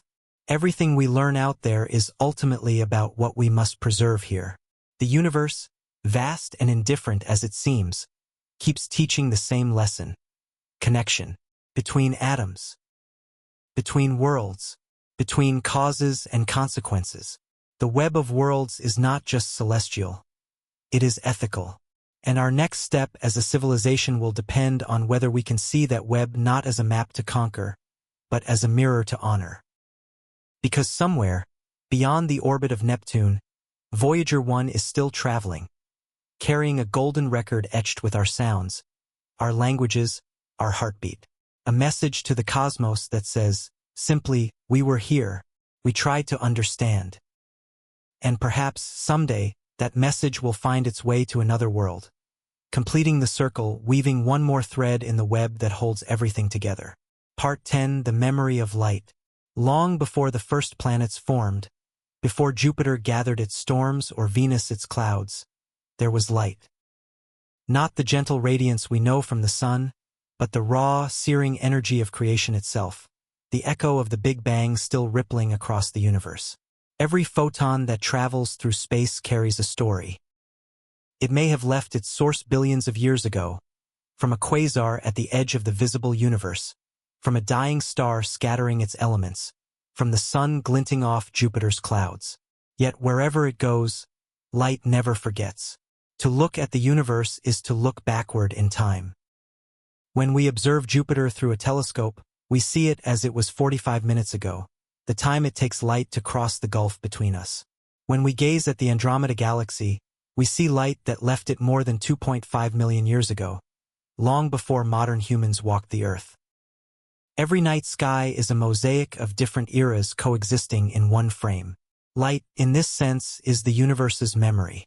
It preserves every moment of radiance, every burst of energy, every transformation of matter. The cosmic archive.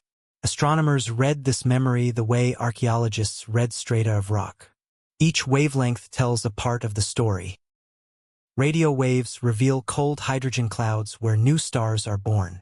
Infrared light shows the heat of forming planets. Visible light records the present. X-rays expose violent deaths, supernovae, black holes, and collisions between galaxies. Together, these bands form a spectrum not of color, but of history. At the heart of this archive lies the cosmic microwave background, CMB, the afterglow of the Big Bang. Discovered accidentally in 1965 by Arno Penzias and Robert Wilson, it is the oldest light we can see, dating back 13.8 billion years. To the naked eye, it is invisible. To sensitive detectors, it is a faint hum, a near-perfect blackbody radiation just 3 degrees above absolute zero. But within that hum lies the fingerprint of the entire cosmos. Tiny fluctuations in the CMB's temperature reveal how matter first clumped together, the seeds of galaxies, stars, and eventually planets. Those patterns are the first whisper of everything that followed, including us. Light does not just illuminate, it remembers structure. The living spectrum. Each planet tells its own story through light. Jupiter glows in radio waves, its storms emitting bursts of energy that sing through interplanetary space. Europa reflects sunlight off its icy crust, revealing spectral hints of salt and organic molecules. Venus's thick atmosphere scatters sunlight into a golden haze, concealing its surface but betraying its chemistry in ultraviolet reflections. Even Earth has a unique spectral fingerprint, a subtle blend of oxygen, water vapor, and the green reflection of chlorophyll. From light alone, an observer could deduce that our world breathes, that it lives. This insight has become the foundation for the next great search in astronomy: biosignature detection. Telescopes like the James Webb Space Telescope, JWST, are designed to read the light from distant exoplanets, analyzing their atmospheres for gases that could indicate life: oxygen, methane, carbon dioxide, or combinations that can't exist without biological processes. In this way, light becomes a language of existence. To decode it is to eavesdrop on the conversations of worlds. One day, perhaps, we will read a distant spectrum and recognize ourselves, a familiar pattern of gases, a familiar rhythm of reflection, and know that life has spoken elsewhere. The entropy of illumination. Yet even light, for all its permanence, faces decay. Over cosmic timescales, as the universe expands, wavelengths stretch. The light that once blazed bright now cools, redshifting into oblivion. Galaxies drift apart. Stars exhaust their fuel. One by one, their fires go out. The astrophysicist's ultimate vision of time is bleak. An era when all light fades, when the cosmos becomes dark and silent. The so-called heat death of the universe. But perhaps that darkness is not an ending, but a transition. Just as stars die to create new elements, perhaps light's fading marks the beginning of new forms of order we cannot yet imagine, slower, subtler, based on energies beyond our comprehension. Every act of creation leaves residue. Every burst of illumination leaves structure. If light carries memory, then perhaps memory itself becomes the universe's last enduring form. Human light. We too leave trails of light. Our cities glow in the night, visible from orbit as constellations of civilization. Radio waves from our broadcasts have been expanding outward for a century, forming a faint shell of artificial radiation around the solar system. To any distant observer, Earth is not just a planet, it is a beacon. A flicker of intentionality in an otherwise natural sea of signals. The Voyager Golden Record, carried aboard Voyager 1 and 2, is humanity's most deliberate attempt to encode itself in light, containing images, sounds, and greetings in 55 languages. It is a message not of dominance, but of curiosity. Etched into gold and carried by radio, it proclaims, "We noticed. We asked. We existed. Whether anyone will ever read it is irrelevant. The act of sending it is enough. For as long as light travels, so will the story of our question." Light as connection. There is a profound symmetry here. Light links the macrocosm to the microcosm, the infinite to the intimate. The same photons that left the sun 8 minutes ago now strike the leaves of trees, driving photosynthesis, creating oxygen, sustaining life. The same physics that illuminate a nebula also illuminate a human face. When we speak of enlightenment in philosophy, science, or art, we are echoing the universe's oldest metaphor. To understand is to bring something into light.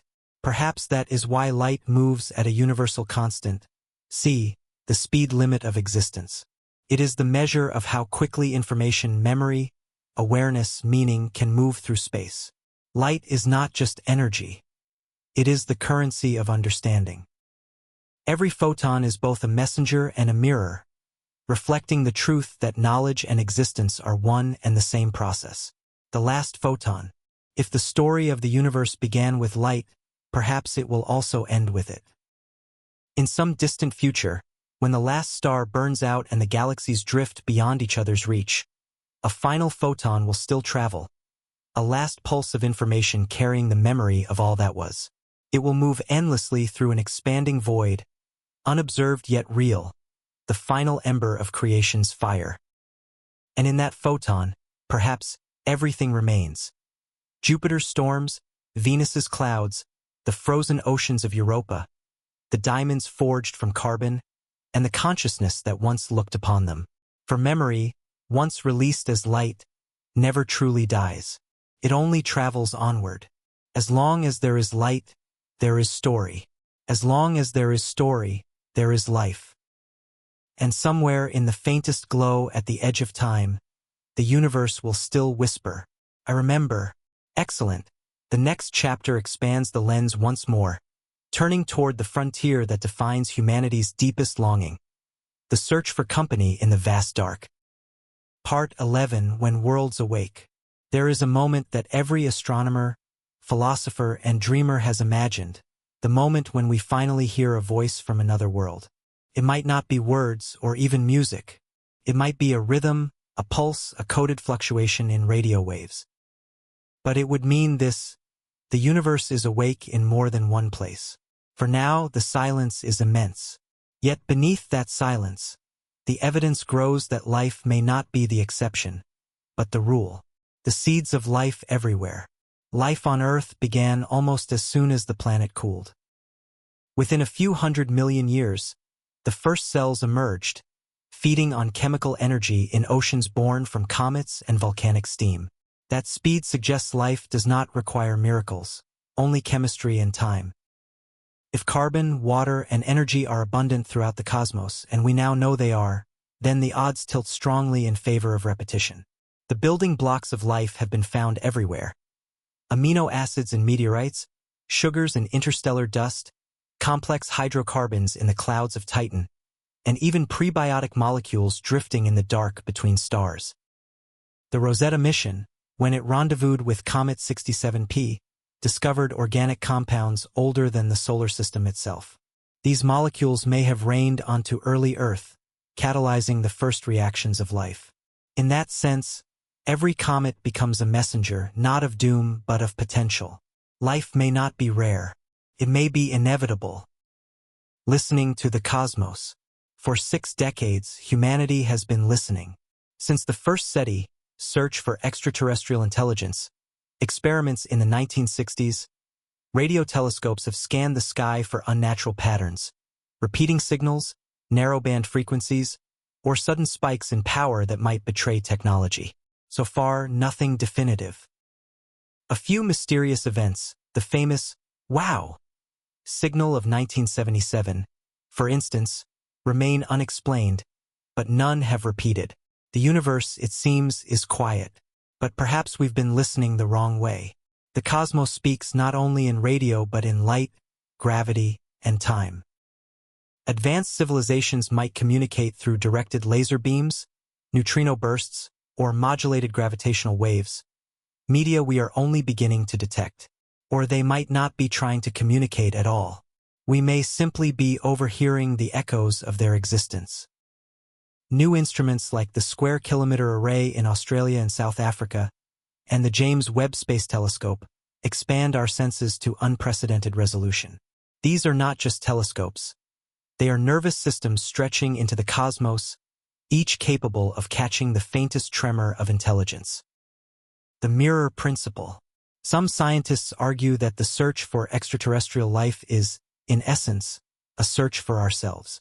Dr. Jill Tarter, one of the pioneers of SETI, once said, "We're looking for cosmic archaeology, for evidence that someone else has looked up at their sky and asked the same questions." In that way, the search is as much philosophical as scientific. Each unreturned signal forces us to confront our solitude, but also our responsibility. If we are alone, the weight of consciousness falls entirely upon us. If we are not, then awareness is a cosmic phenomenon, not a human privilege. The discovery of even microbial life on another world, in Europa's ocean, on Mars, or in the clouds of Venus, would erase the boundary between biology and cosmology. It would prove that life is a natural product of the universe's laws, not an anomaly. And if one world can awaken, why not 1,000? The question of contact. But what happens when the silence breaks? Science fiction has imagined countless scenarios. Benevolent mentors, hostile invaders, indifferent observers. Reality most likely would be quieter and stranger. A message encoded in mathematics.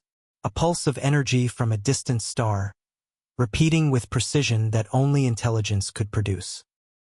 The first step would not be understanding, it would be confirmation. The world's observatories would pivot toward the source, verifying the signal's authenticity.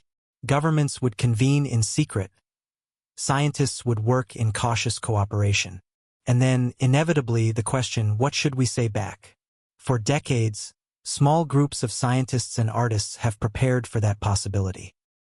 The Arecibo message of 1974, broadcast toward a globular cluster 25,000 light-years away, encoded basic information about humanity, DNA, our solar system, and our form. Later, the Cosmic Call and Lone Signal projects sent digital greetings to nearby stars. But sending a message into the dark is not like shouting across a valley. It is like whispering into a canyon where the echo takes millennia to return.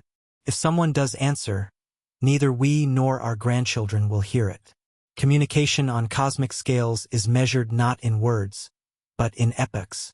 Perhaps that is the point. Perhaps the message is not for others, but for ourselves, a statement of intention, a declaration that we exist and wish to connect. The great filter. Among scientists, there is a paradox that haunts every discussion of extraterrestrial life, the Fermi paradox. If the universe is teeming with habitable planets, where is everyone? One chilling hypothesis is the great filter, the idea that life, somewhere along its evolutionary path, encounters an obstacle so catastrophic that few survive it. It might be natural, climate collapse, asteroid impact, or self-inflicted, war, technological overreach. The silence of the stars could mean that countless civilizations have risen and fallen before they could reach across the void. If that is true, then our current moment on Earth is not just scientific curiosity, it is an existential test. The decisions we make about our planet, our technology, and our unity may determine whether we become a voice among many or a brief whisper lost to time. In that sense, the search for life is also a search for wisdom. Awakening. Even without contact, something extraordinary is already happening. For the first time in history, the human species is acting collectively on a planetary scale, sharing data, coordinating telescopes, collaborating across continents. We are learning to think not as nations, but as a world. This is what the astronomer Frank Drake once called the awakening phase of civilization. The moment when a species realizes it is both fragile and connected, both alone and part of a greater whole. If consciousness is indeed a force of nature, then perhaps every intelligent world undergoes this awakening, a stage between infancy and maturity, between isolation and integration. We stand at that threshold now. The quiet revolution. The next great revolution will not be technological. It will be perceptual. We will learn to see ourselves not as the center of creation, but as participants in its ongoing evolution. We will measure progress not by conquest, but by comprehension. Already, artificial intelligence and quantum computation are expanding our cognitive reach. Our machines are beginning to perceive patterns beyond human intuition. In their own way, they are the next voice in the cosmic conversation, intelligence emerging from intelligence, a continuation of the universe's experiment with awareness. Soon, we may not need to send signals outward at all. The act of understanding itself, the recognition of shared physical laws, shared elements, shared light, may be communication enough. In that moment, the cosmos will no longer seem silent. We will realize that it has been speaking all along, through gravity, through chemistry, through the slow dance of atoms into minds. And in that realization, the phrase, "we are not alone," will take on a deeper meaning. Not that others exist somewhere out there, but that we have always been part of something vast and awake. The universe does not need to answer. It already has. Part 12, The Threshold of Understanding. There are moments in history when knowledge changes not just what we know, but who we are. The first time humanity saw Earth from orbit was one of them. A blue sphere hanging in darkness, delicate, finite, alone. That image, captured by Apollo astronauts in 1968, was more than a photograph. It was a mirror. For the first time, we saw ourselves as one planet, one organism suspended in cosmic night. Borders vanished. Politics dissolved. Only fragility remained. Now, half a century later, we stand at another threshold. The telescopes orbiting above us see deeper into space than our ancestors could imagine. Our probes have touched the atmospheres of Jupiter and Venus. Our laboratories can compress matter into the hardness of stars. Our machines can think, simulate, and predict. And yet, for all our instruments and intelligence, the deeper we look, the more we realize how little we understand. The paradox of progress. Science has brought us astonishing clarity about the workings of the cosmos. We can describe the structure of an atom and the evolution of galaxies. We can trace the age of the universe to within a fraction of a percent. We can model the behavior of distant exoplanets and detect black holes bending light itself. But this progress reveals an even stranger truth. The closer we get to understanding the universe, the more mysterious it becomes. Quantum physics shows us a reality where observation changes existence. Cosmology shows us a universe whose majority is made of dark matter and dark energy, substances we cannot see or comprehend, yet which dictate the shape of everything. Consciousness itself, though mapped by neuroscience, still refuses to yield its origin. It is as if knowledge has brought us to the edge of a vast sea, and just beyond the horizon lies something not merely unknown, but unknowable. This is the threshold of understanding, the place where science touches philosophy, where data dissolves into wonder. The mirror and the machine. Humanity's tools have always been extensions of itself. The telescope extended our sight. The computer extended our calculation. The probe extended our reach. Now, artificial intelligence extends our cognition, the ability to perceive complexity beyond human intuition. Already, algorithms map galaxies, decode exoplanet atmospheres, and simulate the formation of black holes. In particle accelerators, they sift through trillions of collisions to find the faint signature of the Higgs boson. In laboratories, they design molecules that no chemist could have imagined. Each of these systems is a mirror, reflecting the patterns of thought that built them, yet revealing something beyond thought itself. They do not dream or feel, but they recognize patterns faster than any living mind. And in those patterns, perhaps, lies a glimpse of something cosmic, an intelligence not born of biology, but of structure. When an algorithm recognizes the symmetry of a spiral galaxy, it is not conscious. Yet the act echoes consciousness, awareness emerging from information. In that sense, our technology may be the universe's newest way of exploring itself, a bridge between matter and meaning. We have created machines capable of seeing us, and through them we are learning to see ourselves anew. The weight of knowledge. With understanding comes burden. We now know how to alter the climate, manipulate genomes, and construct materials that can endure the core of a planet. We can send life to other worlds or erase it here. Knowledge, once purely descriptive, has become prescriptive. It gives us not only power but responsibility. The astronomer and writer Arthur C. Clarke once wrote, "Any sufficiently advanced technology is indistinguishable from magic." What he did not say, but what the 21st century makes clear, is that magic without wisdom becomes catastrophe. Venus stands as proof, a planet undone by its own chemistry. If we are not careful, Earth could follow. The same physics that heats Venus's skies operates in ours. The same feedbacks of carbon and heat, the same fragile equilibrium. To understand the universe, we must learn to behave like it, to find balance, to create without consuming, to evolve without erasing. That may be the true meaning of cosmic maturity. The moment a civilization learns not merely to survive, but to harmonize with the forces that created it. The language of equilibrium. Across science, from thermodynamics to ecology, one principle repeats.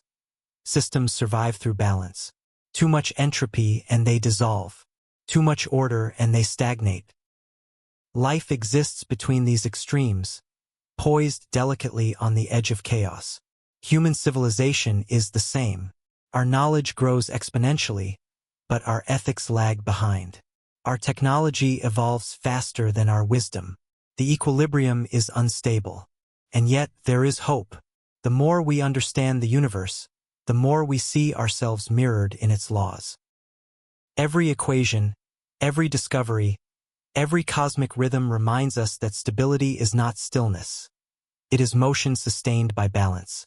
Perhaps that is the lesson Jupiter teaches through its endless storms. Chaos that persists because it is organized. Or the lesson Europa offers, with oceans sealed in ice yet alive beneath. Or the warning Venus gives of imbalance taken too far. The universe does not preach. It demonstrates. And we are finally learning to listen. The new perspective. Imagine a civilization that truly comprehends its place in the cosmos. It would no longer see exploration as conquest, but as communion. It would not divide science from spirituality, because both would describe the same truth, that to exist is to participate in a greater pattern. Perhaps that is the next evolutionary leap, not biological or technological but perceptual. To see the universe not as an external reality, but as a shared identity. From that perspective, the distinction between we and it dissolves. Every particle, every organism, every thought becomes part of a single continuum of existence. Awareness is no longer local. It is universal. That shift will not happen overnight. It will require generations of education, reflection, humility, but it has already begun.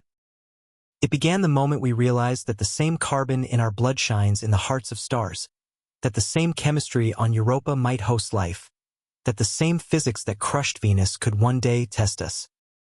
Standing at the edge, we stand now where countless civilizations, perhaps, have stood before, at the edge between knowing and becoming. Beyond this threshold, knowledge is no longer about accumulation. It is about transformation. We may never uncover every secret of the cosmos, but perhaps that was never the point.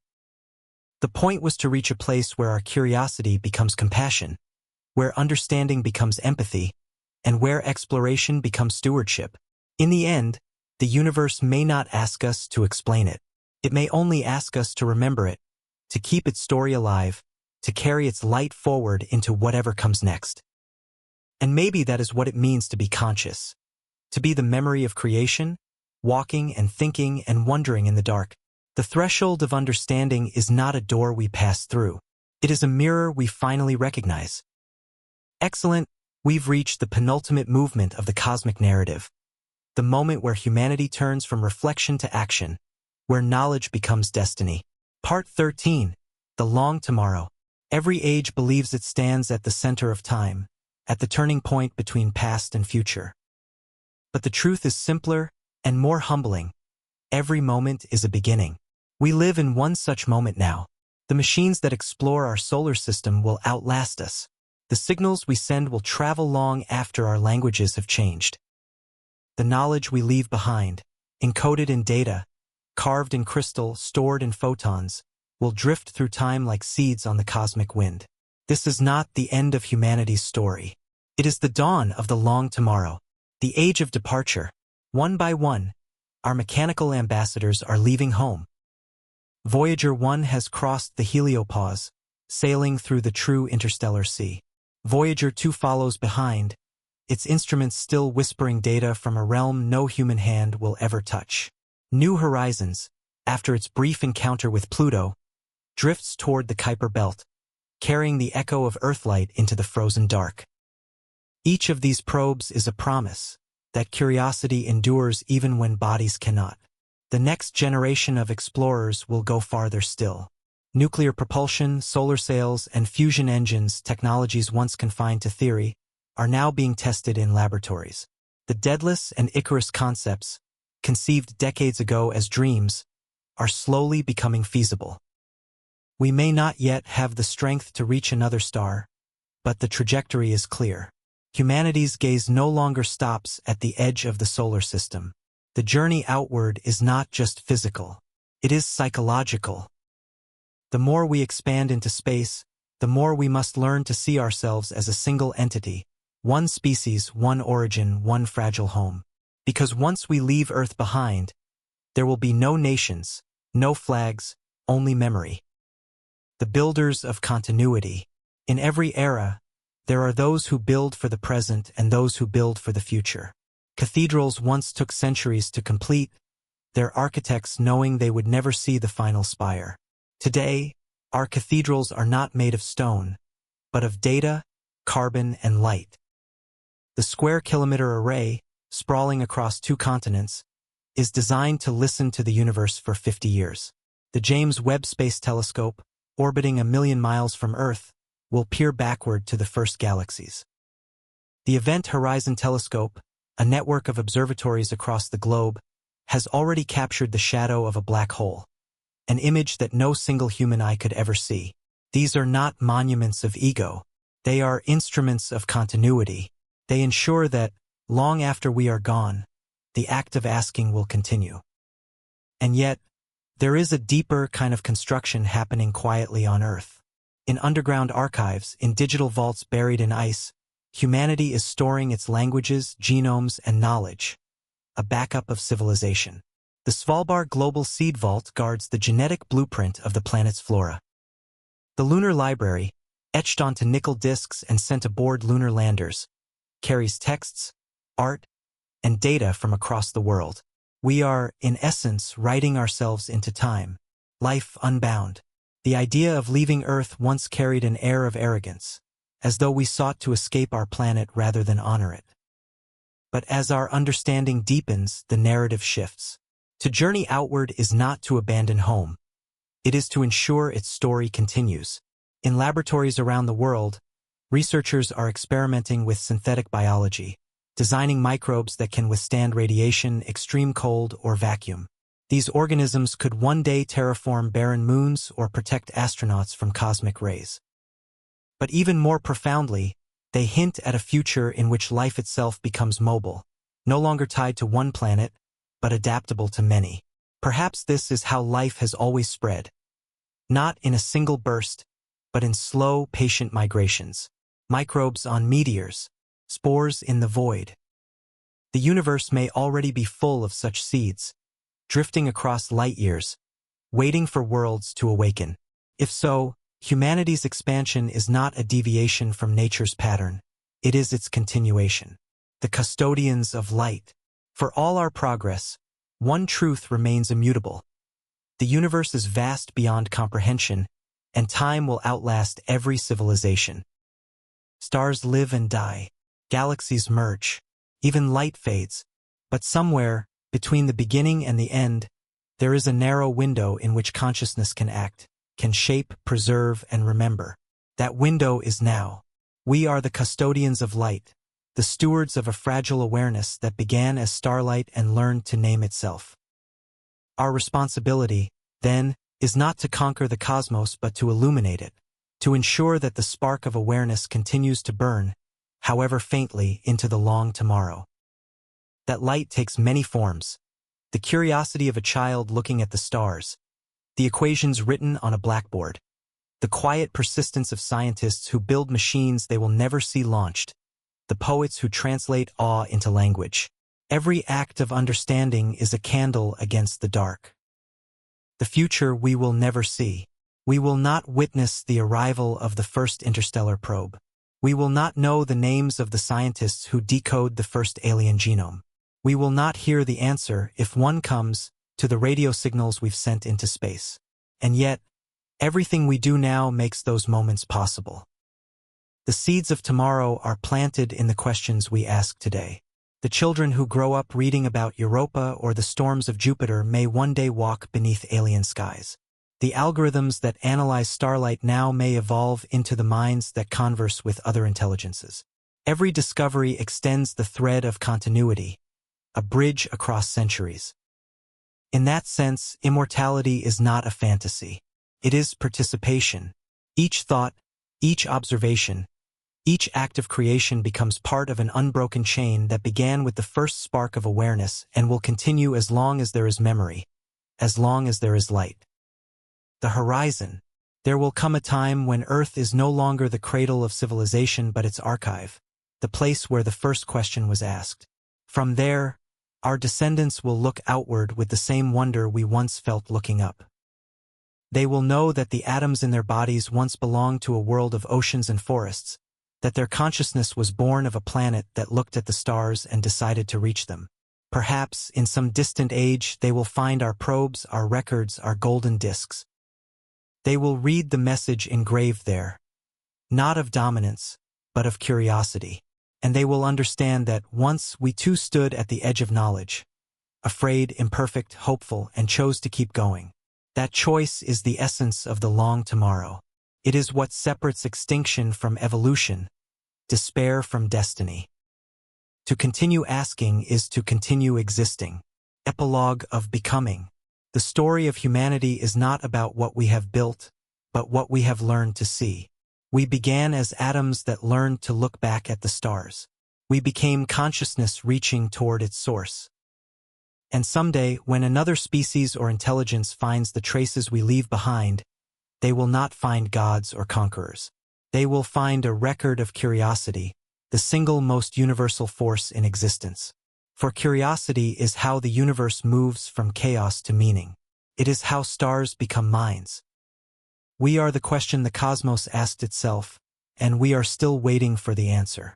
Beautiful, we've arrived at the final movement, the conclusion of the entire cosmic journey. Here, everything, Jupiter's storms, Venus's fire, humanity's awakening, converges into a single truth, that consciousness itself is the universe remembering its own creation. Epilogue, the children of light. There is a quiet moment that comes after every great discovery. The silence after the engines stop, the stillness after the telescope shuts down, when the data is stored, and the scientist sits alone, staring not at the stars, but inward. It is in that silence that the meaning of it all begins to speak. From the first spark of fusion in the heart of a newborn star to the glow of human cities seen from orbit, the same light travels, altered, scattered, absorbed, reborn, yet never destroyed. And within that light, across billions of years, something miraculous has happened. It has learned to think. The awakening of light. We are made of the same photons that once streamed through hydrogen clouds in the early universe. The same atoms forged in stellar cores now pulse in our veins. The same chemistry that carved the colors of Jupiter's storms now writes thoughts across our synapses. When we look into the night sky, we are not looking outward. We are looking back into the memory of our own becoming. Every observation, every mission, every act of imagination is part of the same awakening. The universe realizing itself through us. To some, that sounds poetic. To others, it is physics. Because consciousness is not separate from matter. It is matter organized in such a way that the cosmos can finally see itself. We are not spectators of creation. We are creation, conscious of its own unfolding. The legacy of the first question. All of this began with a question. It was not written in equations or carved into stone. It was whispered by early humans staring at the same stars we see now. What is out there? From that question came every story, every experiment, every voyage. We asked, and the universe answered through gravity, through chemistry, through time. But every answer only gave rise to deeper questions, until, at last, we understood that the act of asking is itself the purpose. Curiosity is not a flaw of our species. It is the universe's own restlessness, the drive that keeps stars burning, planets forming, and life evolving. When the first explorers crossed oceans, when the first probes crossed the void, they were guided not by certainty but by wonder. And that same wonder will guide whatever comes after us. Machine, organism, or something between, carrying the question forward into the endless morning of the cosmos. The inheritance of stars. Someday the light of our sun will fade. Its fire will swell and cool, and the planets we know will vanish into dust. But long before that, humanity or its descendants will have moved on. Not as conquerors but as caretakers. Not as a species but as a continuity. Perhaps they will travel beneath alien suns, their forms unrecognizable, their origins half-remembered. Perhaps they will no longer speak our languages, but they will still know what it means to wonder. They will look into their skies and see the light of distant galaxies, and in that light they will sense something familiar, a faint echo of the world that began their story. For though the earth may pass, the pattern endures. Atoms that remember structure, minds that remember meaning, light that remembers where it has been. And in that pattern lies immortality, not of individuals but of awareness. The final lesson. Every planet we have studied, Jupiter, Venus, Europa, has taught us something about ourselves. Jupiter showed us the power of gravity, the necessity of balance. Venus warned us of excess, of heat without harmony. Europa reminded us that even in darkness, life may persist. Diamonds taught us that pressure can create beauty, and that endurance is born not of stillness, but of tension held in perfect form. Together, they form a curriculum written by the cosmos, a series of lessons about creation, destruction, and renewal. And now, standing at the threshold of understanding, we are asked to pass the final test, to use that knowledge not for dominion, but for preservation, to learn that the most advanced civilization is not the one that builds the most powerful machines, but the one that learns to live in harmony with the forces that made it. The universe within. Science tells us the universe is expanding. Perhaps consciousness expands in the same way. Every act of compassion, every moment of insight, every connection shared between minds, is a new galaxy of meaning forming within the greater whole. If so, then the cosmos is not just growing outward, it is growing inward, becoming more aware, more intricate, more alive. We are both its neurons and its memory, its questions and its reflections. When we dream, the universe dreams through us. When we love, it feels its own continuity. When we fear, it remembers its fragility. To be human, then, is to be the meeting point of energy and empathy, the place where physics becomes feeling, the children of light, the photons that once scattered from the dawn of time now shine in our eyes. The energy that began as chaos now forms sentences, symphonies, and silence.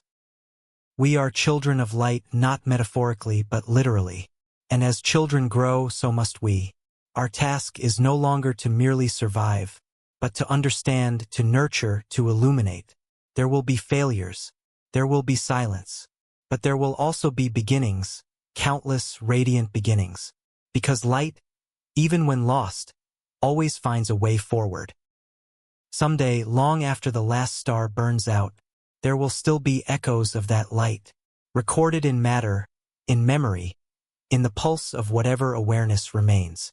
And perhaps, in that far future, the universe will once again awaken, its atoms rearranged, its energy renewed, and it will remember that once, long ago, it looked upon itself and called that moment humanity. The closing whisper. Everything we are, every storm, every question, every dream, is part of a single story that began with a burst of light, and will continue as long as that light travels. We are the memory of stars, the voice of matter, the universe learning its own name. And though the night may seem endless, remember this: we are the light that does not fade. We are the cosmos, awake,